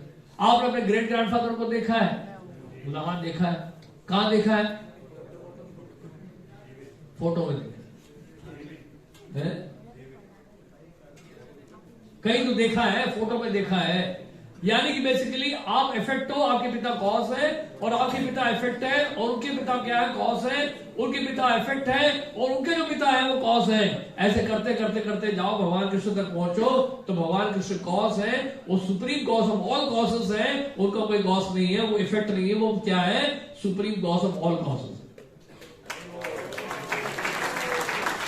वो सभी कारणों के कारण है, इफेक्ट नहीं है, प्रभाव नहीं है, किसी के प्रभाव नहीं है। कई बार लोग पूछते हैं, अरे प्रभु जी ये बताइए कि भगवान कृष्ण को किसने बनाया? अरे भगवान कृष्ण को अगर कोई बनाता तो वो भगवान नहीं होते ना, फिर और कोई भगवान होता। ये तो कॉमन सेंस वाली बात है। प्रॉब्लम क्या है हमारे साथ, हम इस संसार में क्या देखते हैं, एक चीज की शुरुआत देखते हैं, एक चीज का अंत देखते हैं। We see the beginning, we see the end, because material world ऐसे ही बना है। भौतिक जगत जो है ऐसे ही बना है। हम एक चीज की शुरुआत देखते हैं, एक चीज का अंत देखते हैं। लेकिन भगवान गीता में आत्मा के लिए बोल दिए, भगवान के लिए नहीं, सिर्फ आत्मा के लिए बोल दिए। न जायते मृत्य का कदाचिन, यानी आत्मा का ना जन्म होता है ना मृत्यु होती है। तो फिर कॉज कैसे होगा बताइए? कॉज तो केवल आत्मा, केवल इतना ही है कि आत्मा भगवान की अंश है। लेकिन जहां तक भगवान की बात है, भगवान कृष्ण का कोई कॉज नहीं है। इसलिए इस बात को साबित करने के लिए हमें क्या करना पड़ेगा, शास्त्र प्रमाण देना पड़ेगा। क्योंकि हम जो भी बोल रहे हैं क्या करेंगे, शास्त्र का प्रमाण देंगे। शास्त्रों के आधार पर जो है हमें चर्चा करनी है कि शास्त्र में बात लिखी है कि नहीं लिखी है। इसलिए ग्रंथ है, इसका नाम है श्री ब्रह्म संहिता।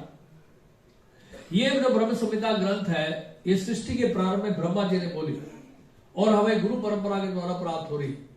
ब्रह्मा जी जब सृष्टि कर रहे थे, उन्होंने भगवान कृष्ण की स्तुति की। इसमें ओरिजिनली 100 चैप्टर्स थे, लेकिन कली काल जैसे जैसे बढ़ता गया, अब केवल 5th चैप्टर रह गया, एक ही अध्याय रह गया। लेकिन ये जो 5th चैप्टर है, it's very very important chapter. और इस चैप्टर के पहला जो श्लोक अवेलेबल है बुक शॉप में, और इसमें भगवान कृष्ण का बहुत सुंदर स्तुति की गई है। और जो देवी देवताओं का पोजीशन है उसको भी बड़ा अच्छे से क्लियर किया ब्रह्मा जी ने स्वयं। अब देखिए यहाँ पे पहला श्लोक है, ये 5th चैप्टर का टेक्स्ट 1 है। इसमें क्या बोल रहे हैं, ब्रह्मा जी कह रहे हैं, जो हाईएस्ट अथॉरिटी है, ब्रह्मा जी जो सृष्टि के पहले जीव है, वो बोल रहे हैं। क्या बोल रहे हैं, सुनिए ध्यान से। ईश्वरः परमः कृष्णः सच्चिदानंद विग्रह अनादिर आदिर गोविंदः सर्व कारणक। अब ईश्वर मतलब क्या होता है, ईश्वर का मतलब होता है निरंतर, और परम का मतलब होता है सुप्रीम। ईश्वर परमः कौन, कृष्ण। तो ईश्वर कंट्रोलर, परम सुप्रीम, कृष्ण कृष्ण, कृष्ण दी सुप्रीम कंट्रोलर। उसके बाद क्या दिया है, सच्चिदानंद विग्रह। विग्रह का मतलब क्या है, उनका रूप है, उनका फॉर्म है। क्योंकि एक बीमारी और है, लोग बोलते हैं भगवान का कोई रूप नहीं, वो निराकार है। लेकिन हमारे शास्त्र ऐसा नहीं कह रहे। शास्त्र क्या कह रहे हैं, विग्रह। विग्रह का मतलब क्या है, फॉर्म। लेकिन कैसा फॉर्म है उनका, मिटियन फॉर्म नहीं है। सच्चिद आनंद विग्रह। सत का मतलब शाश्वत, चित का मतलब पूर्ण ज्ञान, और आनंद का मतलब पूर्ण आनंद से भरपूर। सच्चिद आनंद विग्रह अनादिर आदिर गोविंद। अनादिर आदिर गोविंद का मतलब क्या है, उनका कोई अन्य उत्स नहीं है। अनादि का मतलब है उनका कोई आदि नहीं है, उनका कोई आदि नहीं है। वह सबों के मूल उत्स है, उनका कोई अन्य उत्स नहीं है। अनादिर आदिर गोविंद सर्व कारण कारण एवं वे समस्त कारणों के मूल कारण। सर्व कारण कारण, सभी कारणों के कारण कौन है, भगवान कृष्ण। अभी किसी ने उस दिन पूछा था हमसे, जो प्रभुपाद जी ने बड़ा अच्छा उत्तर दिया था। किसी ने कहा कि बताइए प्रभु जी, अगर भगवान कृष्ण ही सभी कारणों के कारण है, तो इस संसार में जितने पाप हो रहे हैं, जितना कष्ट हो रहा है, उसके कारण भी वही है। Good question. इस संसार में जो भी बुरा हो रहा है, कोरोना जो भी हो रहा है, तो फिर से पहले उसका ट्रेलर शुरू हो गया, प्रोमो आ चुका है, बहुत बड़ा प्रोमो चल रहा है उसका। तो इसके भी कारण भगवान है। देखिए एक दृष्टि से है, बता दो कैसे। प्रभुपाद ने बड़ा अच्छा समझाया। वो बोलते हैं, प्रभुपाद ने कहा कि अंधकार का कारण क्या है। रोशनी कहां से आ रही है, बल से मत बोलिएगा, है सनशाइन, सूर्य का प्रकाश। तो अंधकार का कारण क्या है, सूर्य का प्रकाश ना होना। यानी कि सूर्य प्रकट नहीं होता है तो सूर्य का प्रकाश नहीं है। तो सूर्य का प्रकाश जब नहीं है तो क्या है, तो इसलिए यानी कि कहने का मतलब इसी तरह से, यानी कि कहने का मतलब है कि darkness is because the absence of sunshine. Absence of sunshine is the cause of darkness. इसी तरह से प्रभुपाद ने कहा कि absence of Krishna consciousness is the cause of suffering. Krishna भावनामृत की जहां पर कमी है, कृष्ण भावनामृत का जहां पर क्या है, अभाव है, जहां उसकी अज्ञानता है, तो वहां पर क्या होगा, जहां अज्ञानता होगी तो क्या होगा, भगवान के बारे में नहीं जानेंगे तो क्या होगा, भगवान से संबंध नहीं स्थापित करेंगे तो क्या होगा, भगवान की सृष्टि में रहकर भगवान का सेवक नहीं देंगे तो क्या होगा, कष्ट होगा, दुख होगा। क्योंकि हम क्या कर रहे हैं, भगवान के बनाए हुए सृष्टि में, उनके बनाए हुए जो नियम है उनको ब्रेक कर रहे हैं हम लोग। तो कहने का मतलब है absence of Krishna consciousness is the cause of what, ignorance. तो कृष्ण भावनामृत का अभाव, जिस तरह से सूर्य का अभाव या सूर्य के प्रकाश का अभाव जो है अंधकार का कारण है, इस तरह से जहां पर कृष्ण भावनामृत की कमी है वहां पर क्या होगा? अज्ञानता होगी, वहां दुख होगा। तो इसलिए बड़ा इंपॉर्टेंट है बात को समझना कि सभी कारणों के कारण, और कहने का मतलब यह है इसलिए अगर हम सूर्य के ऊपर थूकेंगे भी, थूकेंगे तो किधर गिरेगा? सूर्य के ऊपर, हमारे ऊपर गिरेगा। इसलिए भगवान के बारे में अगर हम कुछ कह भी देते हैं उल्टा सीधा, तो उनको कोई फर्क नहीं पड़ने वाला। जैसे एक हाथी आ रहा था रास्ते में, तो पीछे से सुअर भागा भागा आ रहा था और कुछ कुत्ते भौंक रहे थे, लेकिन सुअर, वो जो हाथी था, वो मुड़ के भी नहीं देख रहा था, और जैसे उसे मुड़ के देखा सब भाग गए। आप समझ रहे हैं? तो कहने का मतलब यह है कि आप सूर्य के ऊपर अगर थूकोगे भी तो सूर्य को कोई फर्क नहीं पड़ने वाला, वो थूक हमारे ऊपर ही आगे गिरेगा। तो अगर भगवान के बारे में कुछ कह भी देंगे हम लोग, उनको कोई फर्क नहीं पड़ने वाला है, वो हमारे ऊपर आके बात आएगी, हमारे ऊपर ही बात आएगी, उसका जो है नुकसान किसको होगा? हमें ही होगा। तो अब देखिए ये जो श्लोक है एक और, ये श्लोक आता है ईशोपनिषद से। ईशोपनिषद एक ग्रंथ है जो कि हमारे वैदिक शास्त्रों में, वेदों में, देखिए उपनिषद क्या होते हैं? बेसिकली सप्लीमेंट्री होते हैं वेद के। जो वेद के जो सप्लीमेंट्री है वो उपनिषद है। और इसमें बेसिकली उपनिषदों में ये बहुत सुंदर एक श्लोक आता है, एक ईशोपनिषद है जिसको प्रभुपाद ने ट्रांसलेट किया है। इस उपनिषद में क्या लिखा है? ओम पूर्णमदः पूर्णमिदं पूर्णात् पूर्णमुदच्यते पूर्णस्य पूर्णमादाय पूर्णम एव अवशिष्यते। मतलब क्या है? बड़ा ध्यान से सुनेगा। भगवान परिपूर्ण है, बोलिए मेरे साथ, और चूंकि मैं पूरी तरह से पूर्ण है, अतः मुझसे होने वाले सारे उद्भव जैसे कि ये दृश्य जगत पूर्ण इकाई के रूप में परिपूर्ण है, पूर्ण से जो कुछ उत्पन्न होता है वह भी अपने आप में पूर्ण होता है। क्योंकि वह संपूर्ण है, अतः मुझसे यद्यपि ना जाने कितनी पूर्ण इकाइयां उत्पन्न होती हैं, तो भी वह पूर्ण रहते हैं। अभी कुछ देर पहले हमने बताया था कि पूर्ण से सारा कुछ निकलता है, वो भी क्या है? पूर्ण है। तो हम तो भगवान से निकले, भगवान के अंश है। हमने बोला हम तो अंश है, भैया भगवान पूर्ण है, हम तो अंश है, तो हम क्या पूर्ण नहीं है इसका मतलब? लेकिन इसमें तो लिखा है कि हम पूर्ण है, राइट? आप बोल रहे हैं कि हम केवल अंश है, तो हमारी पूर्णता क्या है? एक मान लीजिए एक स्टूडेंट है, कॉलेज में या स्कूल में पढ़ रहा है, वो क्लासेस बंद करके पीवीआर में जाता है मूवी देखने के लिए, उसकी पूर्णता है? एक डॉक्टर जो है पेशेंट को दवाई दे रहा है, वो दवाई नहीं खाता ठीक से, वो पेशेंट की पूर्णता है? इसी तरह से जीवात्मा जो है, अंश होने के नाते अगर भगवान की सेवा नहीं करते हैं, वो हमारी पूर्णता नहीं है। अंश होने के नाते हमें क्या करना पड़ेगा? भगवान की सेवा करनी पड़ेगी, तो तब जाके वो अंश की क्या मानी जाएगी? पूर्णता मानी जाएगी। जिस तरह से इस हाथ को काट के आप टेबल में रख दो, वो उसकी पूर्णता नहीं है। हाथ जब शरीर से लगा हो और शरीर का सहयोग दे रहा हो हाथ, तो उस हाथ की क्या मानी जाएगी? वो कंप्लीटनेस या पूर्णता मानी जाएगी। आप समझ रहे बात? तो इस तरह से पूर्णता को समझना है। तो इस तरह से जो है तो गॉड इज कंप्लीट, और जो भगवान ने जो बनाया वो भी कंप्लीट है, बशर्ते हम कंप्लीट रहना चाहते हैं या नहीं। वो हमारी स्वतंत्रता है, वो हमें माइंड इंडिपेंडेंस भगवान ने दिया हुआ है कि हम उनका सहयोग करें, करना चाहेंगे कि नहीं करना चाहेंगे। अगर नहीं करना चाहेंगे तो नो प्रॉब्लम, और करना चाहोगे तो भी कोई दिक्कत नहीं है। जो लॉज है वो अप्लाई होते रहते हैं। नहीं करना चाहोगे तो जेल है, करना चाहोगे तो शहर में रहो, सिंपल सी बात है। तो हमारा बेनिफिट किसमें, हमारा लाभ किसमें है, वो हमें समझना है, शास्त्रों का अध्ययन कर। तो इस तरह से समझना है इसको। अब देखिए जो है, मैं आपको कुछ और बड़ा इंपॉर्टेंट दिखाना चाहता हूं, जो उस पीपीटी में आपको क्लियरली समझ में आएगा, क्योंकि कुछ एक्सप्लेनेशन में पीपीटी के थ्रू देना चाहता हूं आपको, तो उससे क्या और ज्यादा क्रिस्टल क्लियर हो जाएगा जो हम बताना चाह रहे हैं।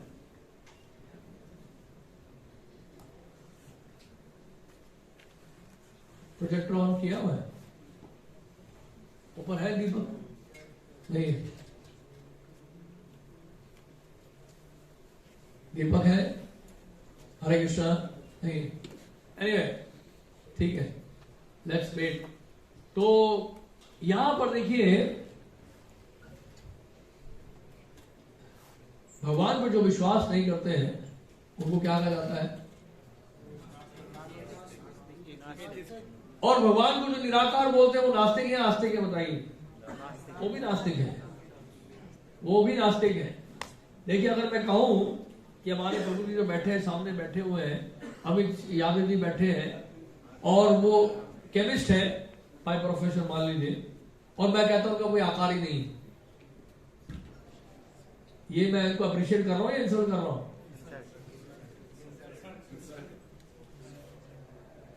ये बहुत बड़ा इंसल्ट है।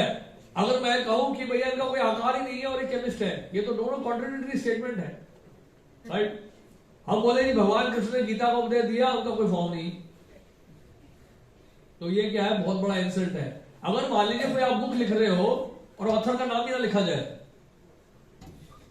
भैया ये तो निराकार किसी फॉर्मलेस व्यक्ति ने जो है बुक लिख दी, फॉर्मलेस व्यक्ति बुक कैसे लिख सकता है?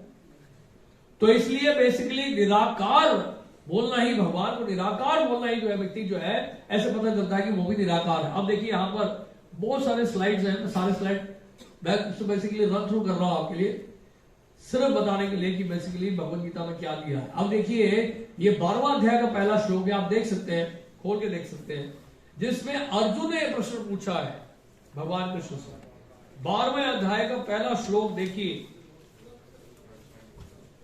दिख रहा है आपको? हाँ, वेरी क्लियर। एवं सततम युक्ताये भक्ता स्वपर्युपासते ये चापि अक्षरम अव्यक्तम तेषां के योगमित्तम। अर्जुन ने पूछा, किसने पूछा? अर्जुन ने पूछा, जो आपकी सेवा में सदैव तत्पर रहते हैं या जो अव्यक्त निर्विषय ब्रह्म की पूजा करते हैं, इन दोनों में से किसे अधिक पूर्ण माना जाए? Very done question. अब देखिए उत्तर क्या दे रहे हैं अगले श्लोक में, देखिए इसका मतलब बिल्कुल अगला श्लोक है।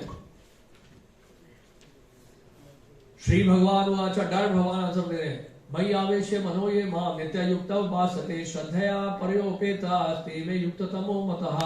क्या बोल रहे हैं भगवान कृष्ण? क्या बोल रहे हैं? श्री भगवान ने कहा, जो लोग अपने मन को मेरे साकार रूप में एकाग्र करते हैं और अत्यंत श्रद्धापूर्वक मेरी पूजा करने में सदैव लगे रहते हैं, वे मेरे द्वारा परम सिद्ध माने जाते हैं। भगवत गीता में क्लियर है सब कुछ, है कि नहीं? इसलिए भगवत गीता को यथारूप अगर स्वीकार करेंगे तो कोई डिफिकल्टी नहीं है समझने। इंटरप्रिटेशन में गड़बड़ नहीं होना चाहिए। इंटरप्रिटेशन को अगर मिसरिप्रेजेंट किया जाए तो सारा कंफ्यूजन शुरू हो जाता है। फिर इस तरह से बहुत सारी चीजें, बहुत सारे स्लाइड्स आपको दिखाए जाते हैं। तो यहां पर क्या बता रहे हैं? एक उपनिषद जो बताया था ग्रंथ, उसी में दिया हुआ है। क्या बताया है? O my Lord sustainer of, ये भक्त प्रार्थना कर रहा है, O my Lord sustainer of all that life, your real face is covered by your dazzling effulgence, kindly remove that covering and exhibit yourself to your pure devotee. आपके चेहरे से जो प्रकाश निकल रहा है, आपके शरीर से जो प्रकाश निकल रहा है, उस प्रकाश को हटाइए, मैं आपका सुंदर मुखार में देखना चाहता हूं। ये हमारे वैदिक शास्त्रों में, वेदों में दिया ऐसा। अब भगवत गीता में देखिए 14 चैप्टर टेक्स्ट 27 देखिए।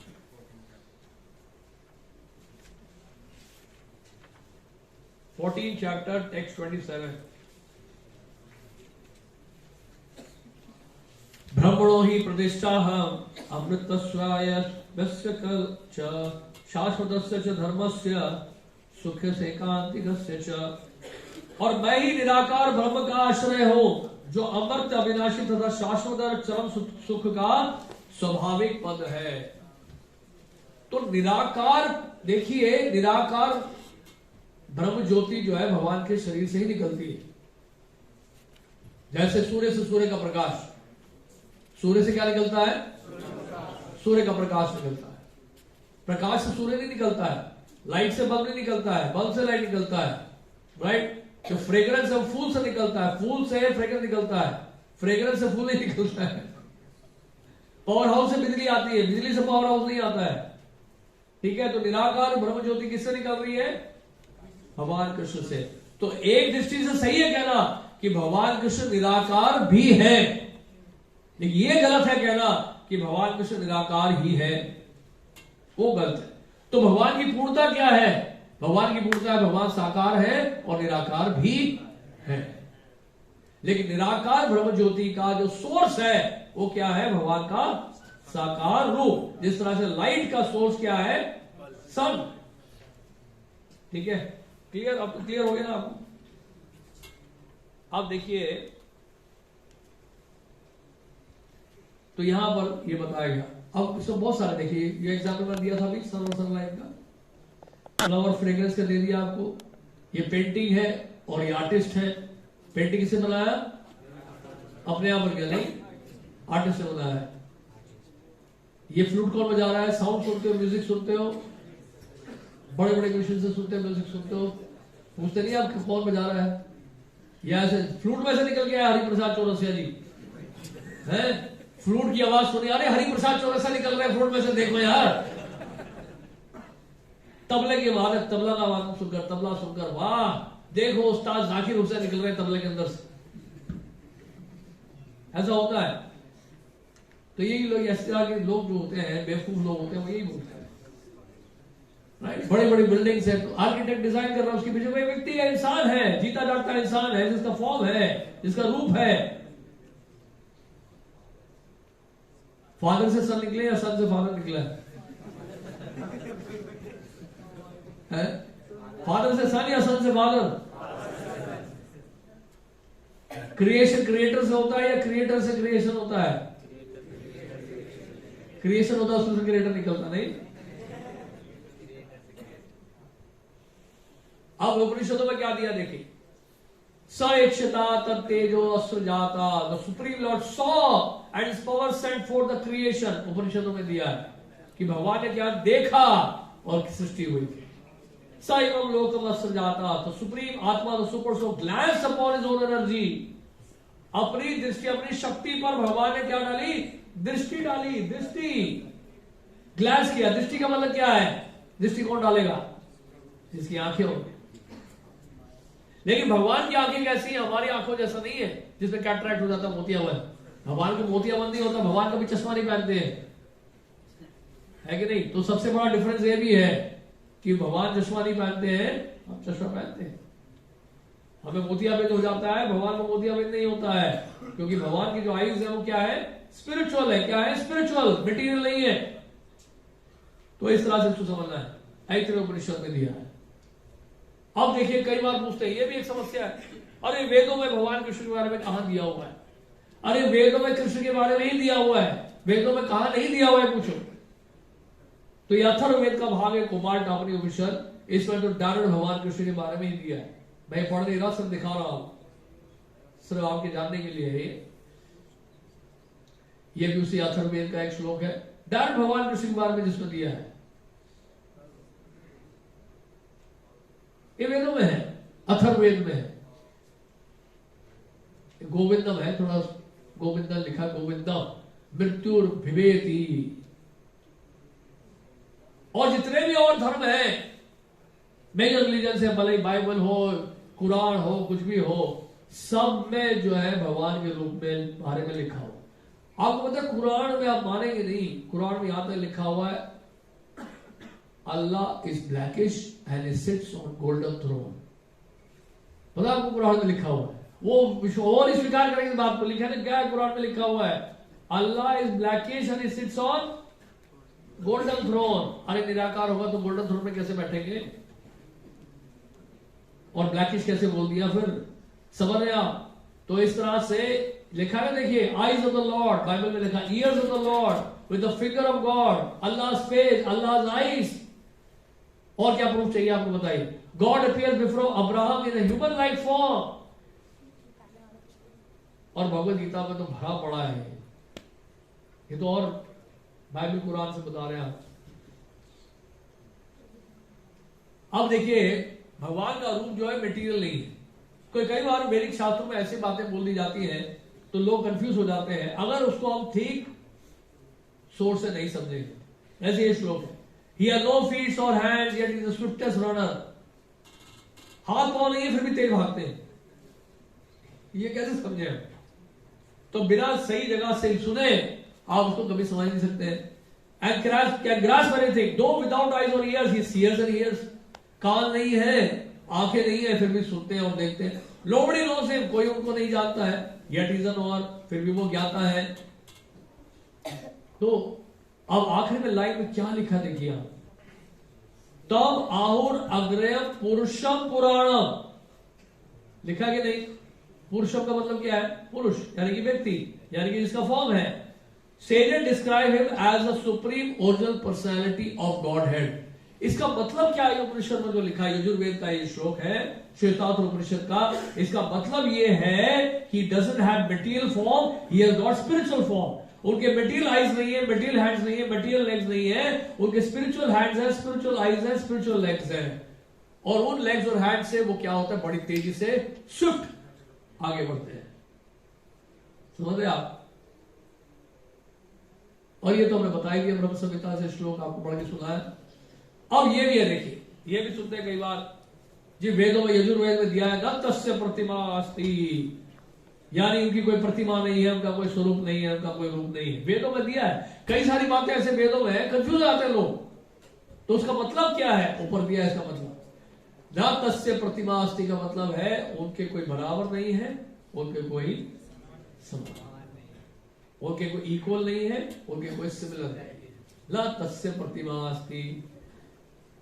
तो इस तरह से अब देखिए, जैसे ये बेवकूफ लग रहा है देखने में, भगवान यही बोल रहे हैं। किनको बुद्धू बोल रहे हैं? 7वें अध्याय 24वें श्लोक में देखिए, खोल के देखिए, 7वां अध्याय 24वां श्लोक। अच्छा, मैं मजा आ रहा है मेंटल एक्सरसाइज में आपको। अव्यक्तम व्यक्ति महापन्नम भन्यन्ते माम बुद्धया परम भावम अजानन्तो मम अव्ययम अनुत्तमम्। इसका मतलब क्या है? अब भगवान के बोल रहे, ध्यान सुनो। भगवान बोल रहे हैं, बुद्धिहीन मनुष्य मुझको ठीक से ना जानने के कारण सोचते हैं कि मैं भगवान कृष्ण पहले निराकार था और अब मैंने इस स्वरूप को धारण किया है। कितने बड़े बेवकूफ है, देखिए। यानी कि उनका कहने का मतलब पहले निराकार थे, बाद में साकार रूप धारण किया है। इसका मतलब ये हुआ ना उनके हिसाब से कि जब निराकार थे वो पूर्ण नहीं थे, वो कंप्लीट नहीं थे ना, इसलिए साकार रूप लेना पड़ा। तो इसलिए भगवान कह रहे हैं बुद्धू नहीं है। बुद्धू है, क्या है? बुद्धू। अब बुद्धया का मतलब तो बुद्धू है। वे अपने अल्प ज्ञान के कारण मेरी अविनाशी तथा सर्वोच्च प्रकृति को नहीं जान पाते। वो क्या सोच रहे हैं? मैं अव्यक्त से व्यक्त हुआ हूं। वो क्या कह रहे हैं वो सब बुद्धू लोग कि मैं लाइट से निकला हूं। वो ये कह रहे हैं लाइट से बल्ब आता है। वो ये कहते हैं कि क्या फ्रेग्रेंस से फूल आ रहा है, फ्रेग्रेंस से फूल आ रहा है, और बिजली के तार से पावर हाउस निकल रहा है। वो ये कह रहे हैं। भगवान कह रहे हैं वो सब क्या है? बुद्धू है। इसलिए फोटो इसका दिखाया हमने। अगर आप भी ऐसा बोलेंगे आपका भी फोटो डाल देंगे। और यहां पर देखिए 9वें अध्याय के 26वें श्लोक में भगवान कृष्ण गीता में स्पष्ट बता रहे हैं, अगर वो एक व्यक्ति नहीं होते तो भगवान ऐसा क्यों बोलते कि अगर आप मुझे प्रेम से, श्रद्धा से पत्ता, फूल, फल, जल अर्पित करोगे तो मैं उसको क्या करूंगा? स्वीकार करूंगा। स्वीकार कौन करेगा? निराकार। निराकार ब्रह्म ज्योति आप स्वीकार करेगी। उनको क्या भोग लगाओगे आप? जिसको देख ही नहीं सकते आप, उसको भोग क्या लगाओगे आप? नहीं। और प्रसाद कैसे बनेगा फिर? हमें तो प्रसाद चाहिए ना। प्रसाद तो तब होगा जब ठाकुर जी पाएंगे उसको। तो भगवान बोल रहे हैं ये सब मुझे अगर दोगे चलेगा। अगर आप गरीब से गरीब व्यक्ति हो और भिखारी भी हो, अगर आपके पैसा बिल्कुल नहीं है, अगर ये भी अर्पित कर दो श्रद्धा और प्रेम से, वो भी स्वीकार कर लूंगा। ठाकुर जी इतने कृपा लोग, देखिए सेवा का मौका सबको दे रहे। तो एक व्यक्ति है, is a person, that is why personalism है। इस डीलिंग में क्या है? पर्सनलिज्म है। And we are all personalities. हम क्योंकि सब क्या है? इंडिविजुअल एक पर्सनैलिटी है। So we are suppose to deal with him as a person. इसी को क्या कहते हैं? कृष्ण भावना भावित होना कहते हैं। तो इस तरह से इसको समझना है।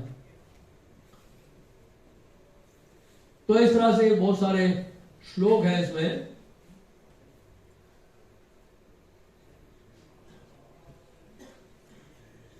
इसको बंद कर दीजिए। तो आगे बढ़ते हैं। अब देखिए, हाँ,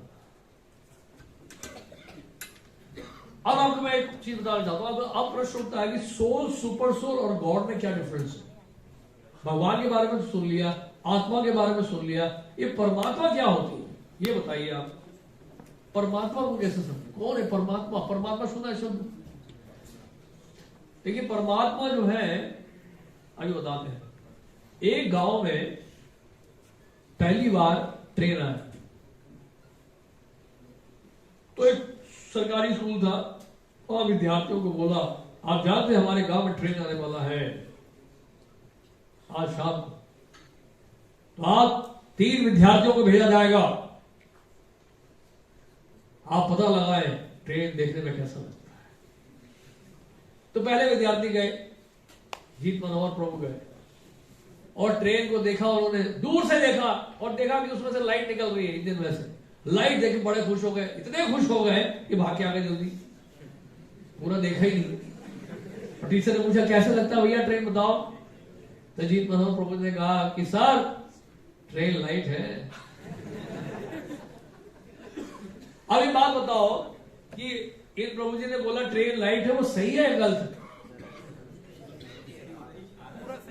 पार्शली करेक्ट है, पूरा सही नहीं है, पूरा सही नहीं। अरे ठीक है बैठ जाओ। सिट डाउन जी मनोहर जी। आपका नाम क्या है? शुभम जी। तो शुभम जी आप जाइए देखकर आइए ट्रेन कैसा लगता है। ये बड़े चाव से गए, बड़ा उत्साह था इनमें, इनको देखा, इनको भी लगा ट्रेन पहली बार देखूंगा। तो ये ट्रेन देखने के लिए गए, ट्रेन देखने गए, वहां देखा लाइट देखी इन्होंने, इंजन भी देख लिया, और पीछे देखा सांप जैसा कुछ दिख रहा है। पूरा देखा नहीं ठीक से इन्होंने भी, ये भी बड़ा जल्दबाजी कर दी, क्योंकि टीचर को जाके बताना जल्दी जल्दी रिवॉर्ड मिलेगा और कुछ। तो अच्छा पीछे सांप जैसा है और इंजन भी है, उसमें से लाइट निकल रही है। उन्होंने कहा सर लाइट तो इंजन से आ रही थी, ये तो ठीक से बोल नहीं पाए, और उसके पीछे कुछ सांप जैसा दिखाई दिया। टीचर ने कहा ठीक है बैठ जाओ। सांप नहीं बोला उसने, सांप जैसा कुछ दिख रहा।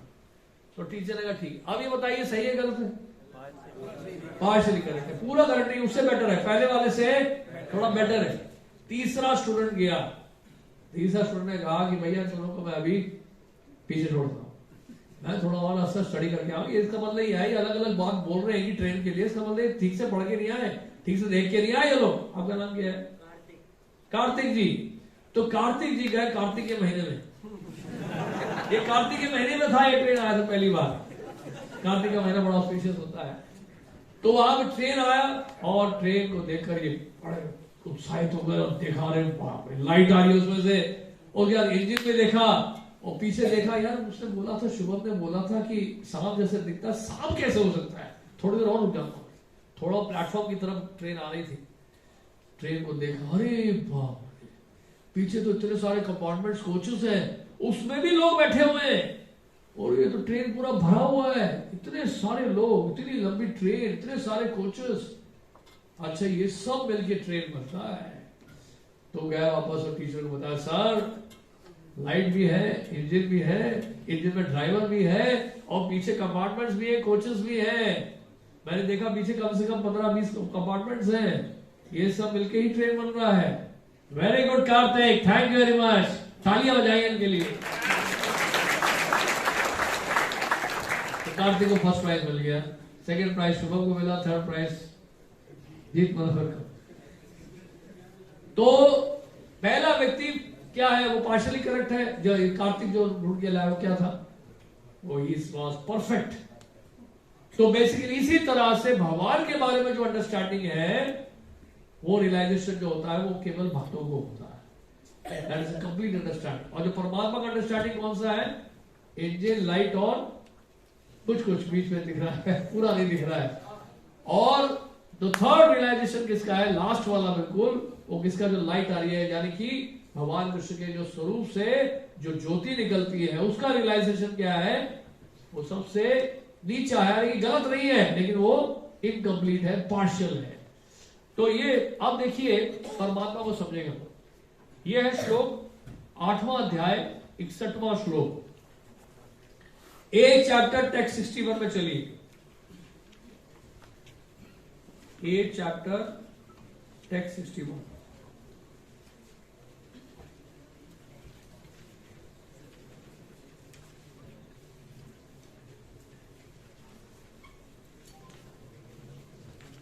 एक चैप्टर टेक्स्ट 61,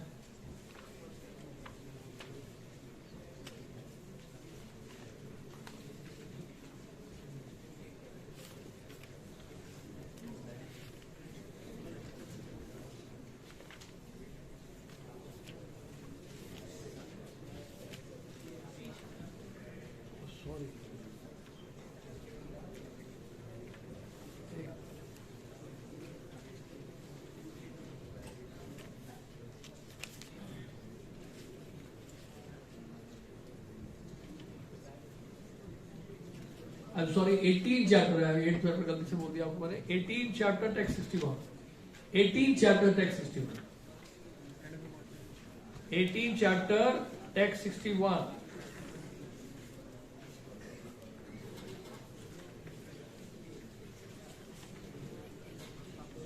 ईश्वरः सर्वभूतानां हृदयदेशे अर्जुन तिष्ठति, ब्राह्मण सर्वभूतानि यन्त्रारूढानि माया। हे अर्जुन, परमेश्वर प्रत्येक जीव के हृदय में स्थित है और भौतिक शक्ति से निर्मित यंत्र में सवार की भांति बैठे समस्त जीवों को अपनी माया से घुमा रहा है।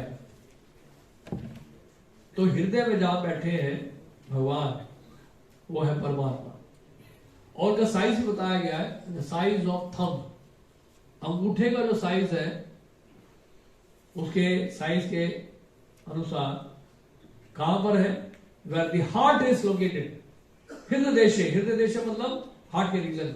अब हार्ट सर्जरी करके मत देखिए कहां है भगवान, नहीं मिलेगा, क्योंकि हमने क्या बताया था, इनविजिबल, अकल्पनीय। यानी कि आपके लिए क्या चाहिए, आपको स्पिरिचुअल आई चाहिए, मेटेरियल आई से नहीं देखेंगे। लेकिन शास्त्र में बता रहा है कि परमात्मा कहां है, हृदय में बैठे। तो बेसिकली अब क्या है, परमात्मा तो बैठे तो ठीक है, लेकिन कर क्या रहे परमात्मा, देखिए क्या है, परमात्मा को कैसे समझे। जैसे मान लीजिए आप जज हो और घर में आप किसी के पति, किसी के पिता, किसी के पुत्र, किसी के भाई, बहुत सारे संबंध हैं, और जब कोर्ट जाते हो तो वहां पे केवल आप क्या हो, जज के बेंच में जब बैठ जाते हो तो क्या होगा, केवल जज ही रहोगे। लेकिन घर में आप पिता भी हो, पति भी हो, भाई भी हो, पुत्र भी हो और जज भी हो। देखा ना, घरों के बाहर लिखा रहता है जस्टिस, लिखा रहता है ना। तो घर में जज भी है, लेकिन जब कोर्ट में जाएगा तो सिर्फ जज ही है। तो भगवान जब सभी के हृदय में वास करते हैं तो जज के रूप में वास करते हैं, उनको परमात्मा कहा जाता है। और ये दो फंक्शन बताए गए हैं। परमात्मा का फंक्शन क्या है, परमात्मा अगर बैठे तो कर क्या रहे, वो करते क्या है, वो अगले श्लोक में 13वें अध्याय के 23वें श्लोक में बताया कि उनका फंक्शन क्या है। 13वां अध्याय 23वां श्लोक, 13 चैप्टर टेक्स्ट 23।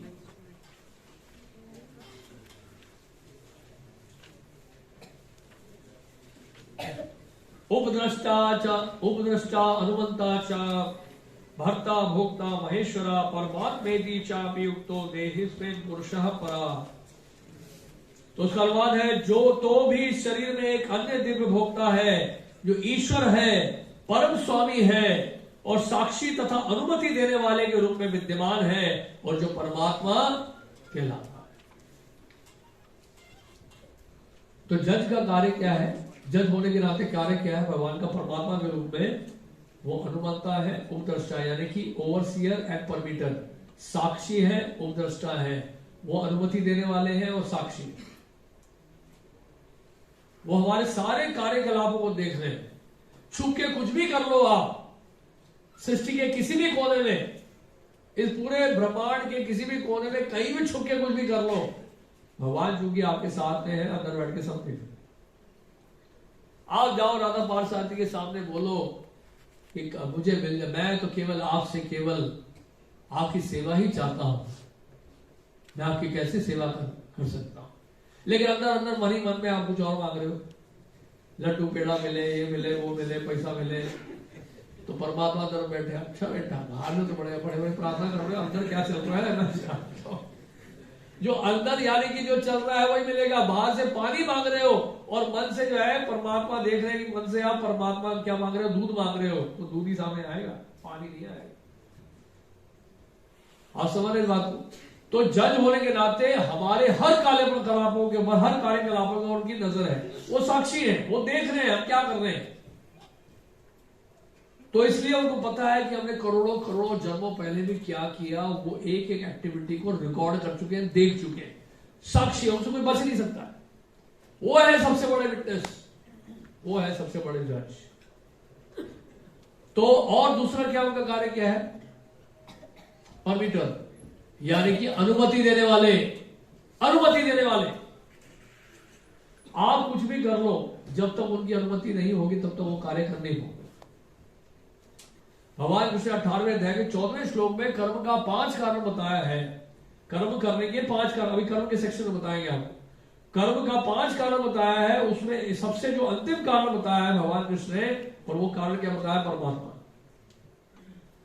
यानी कि मान लीजिए आपके कोई प्रोग्राम है किसी स्टेडियम में, फुटबॉल मैच, ठीक है, आपने सारा अरेंजमेंट कर लिया, सारा प्रयास कर लिया, सारा वहां पे अरेंजमेंट कर लिया, लोग भी आ गए हैं, खाने पीने की व्यवस्था भी हो गई है, आपने सब कुछ कर दिया, वहां पे पैसा भी दे दिया, स्टेडियम भी बुक हो गया, सारी अरेंजमेंट हो गई, डेकोरेशन हो गया, सब कुछ हो गया, सब कुछ हो गया। और फाइनली क्या है, स्टेडियम से कॉल आया, सर आप ये फुटबॉल का मैच नहीं कर सकते, इमरजेंसी आ गई है, प्राइम मिनिस्टर का बहुत बड़ा रैली हो रहा है, उनका यहाँ पे बहुत बड़ी मीटिंग होने वाली है, कल आपका फुटबॉल मैच कैंसिल। तो आपने बहुत सारे एंडेवर किया, लेकिन आप उस कार्य को नहीं कर पाए। क्यों? क्योंकि अथॉरिटी जो सैंक्शन करने वाली थी उनसे सैंक्शन मिला नहीं। तो परमात्मा की जब तक अनुमति नहीं होगी, आप कोई संसार में कोई कार्य नहीं कर सकते। अब परमात्मा जो है नहीं चाहती कि आप गलत कार्य करो। भगवान जो परमात्मा के रूप में है वो बिल्कुल न्यूट्रल है, निष्पक्ष है। एक कोर्ट में जज है, आप जज को दोष नहीं दे सकते कि जज ने जो है ऐसा क्यों किया। जज तो निष्पक्ष है। आप गलत कार्य करोगे तो दंड मिलेगा, अच्छा कार्य करोगे तो क्या मिलेगा? आपको रिवॉर्ड मिलेगा। सूर्य का प्रकाश तो अंधे के लिए भी है, लंगड़े के लिए भी है, लूले के लिए भी, राजा के लिए भी, रंग के लिए भी है। अगर देश का प्रधानमंत्री, देश का राष्ट्रपति अगर गलत कार्य करेगा तो परमात्मा देख रहे हैं, साक्षी गलत कार्य किया है, इसको दंडित किया जाए। ये भगवान का नियम बता रहे हैं। और एक रंक है, यानी कि गरीब से गरीब व्यक्ति है, अगर वो बहुत अच्छा कार्य कर रहा है तो उसको अच्छा रिजल्ट मिलेगा। अगर वो गरीब से गरीब व्यक्ति बुरा कार्य कर रहे हैं तो उसको बुरा रिजल्ट मिलेगा, है कि नहीं?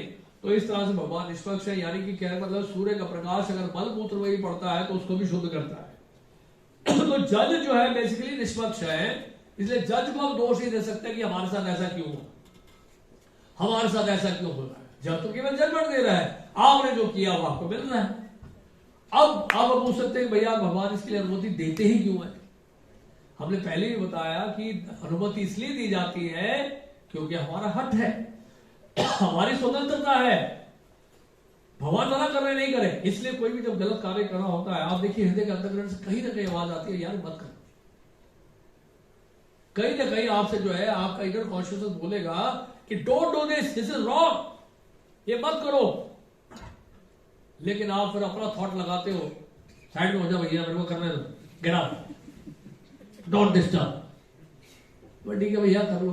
अगर बाल हट करेंगे, बच्चे की तरह हट करते रहेंगे, नहीं नहीं मुझे चाहिए, नहीं नहीं चाहिए, तो ले लो भैया, रो मत कम से कम।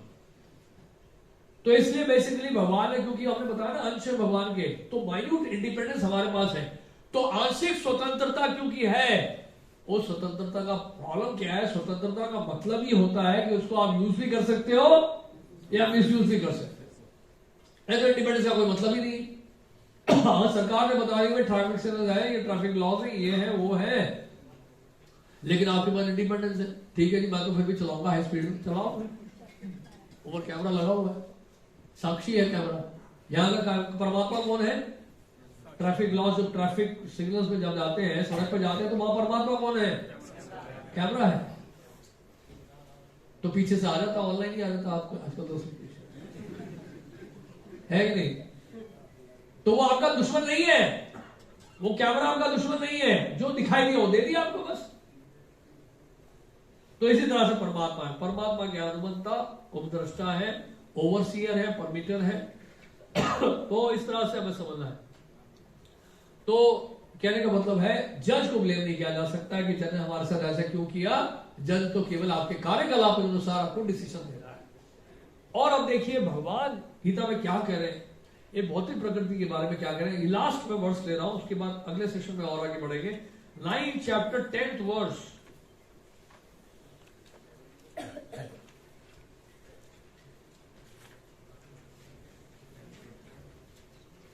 मयाध्यक्षेन प्रकृति सूयते से चराचरम हेतुनानेन कौन्तेय जगत विपरिवर्तते।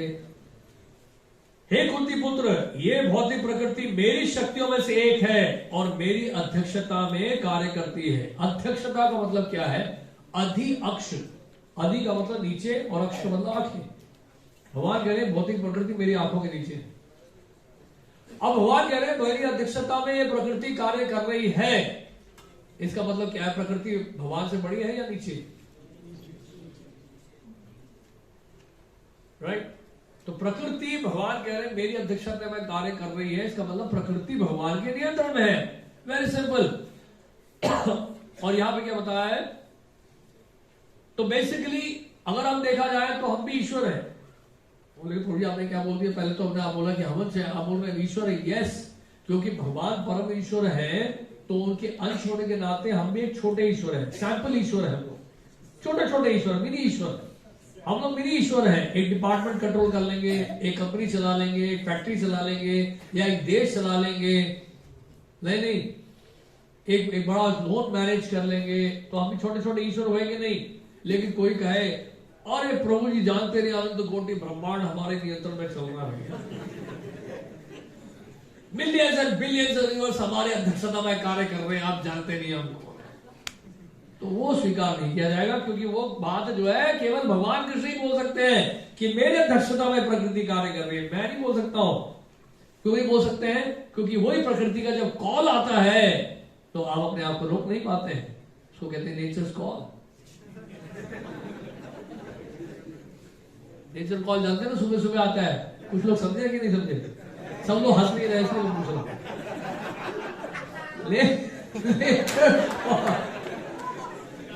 तो नेचर कॉल का मतलब यही है कि material nature is not working under my direction, right? Rather material nature is directing me. Material nature तो मुझे खैद करके रखा हुआ है, मुझे बांध के रखा हुआ है। चलो भैया सुबह सुबह उठ के भागो। तो ये जो स्टेटमेंट है बेसिकली भगवान कृष्ण ही बोल सकते हैं। तो कहने का मतलब ये है। लेकिन एक चीज याद रखिएगा, अब मैं आगे नेक्स्ट सेशन देने वाला हूं, सिर्फ इतना बताना चाह रहा हूं। वास्तव में देखा जाए तो डायरेक्टली और इनडायरेक्टली हम सब कृष्ण के लिए, कृष्ण के पीछे लगे। डायरेक्टली भक्त लगे भगवान के पीछे, इनडायरेक्टली भी लोग भगवान कृष्ण के पीछे लगे। क्योंकि भगवान के जो 6 ऐश्वर्य है जिनकी चर्चा हम अगली बार करेंगे, वो जो 6 ऐश्वर्य है उन्हीं के पीछे हर इंसान लगा हुआ है संसार में। भगवान के 6 ऐश्वर्य बताएगा और भगवान ने एग्जिबिट किया है।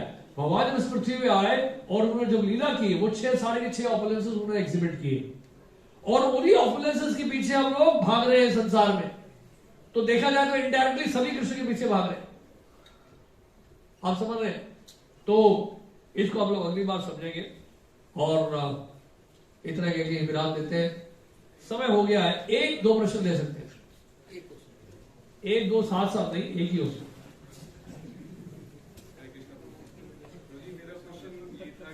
माइक दे दीजिए, माइक दे दीजिए। प्रभु जी, मेरा क्वेश्चन ये है कि जिस प्रकार आपने बताया कि एक आत्मा हर बार बदल जाती है, मतलब अपने शरीर को चेंज कर जाती है, इसी प्रकार में मैं थोड़ा सा 2 मिनट चाहिए, 2 मिनट चाहिए, होने वाला है, प्लीज 10 मिनट्स।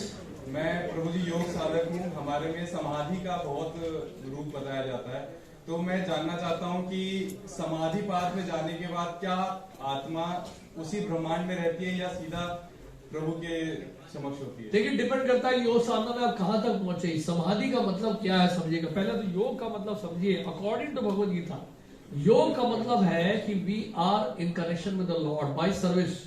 भगवान के साथ हमारा संबंध जुड़ता है सेवा के माध्यम से, उसको योग कहते हैं अकॉर्डिंग टू भगवद गीता।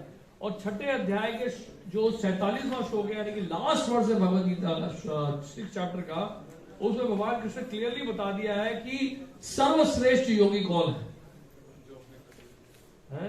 नहीं, मैं आपको पढ़ के सुनाऊं। योगी नाम अपनी सर्वेशा मत गतिरंतरात्मना श्रद्धावान भजते यो माम समय युक्त तमो मतः। इसका मतलब क्या है?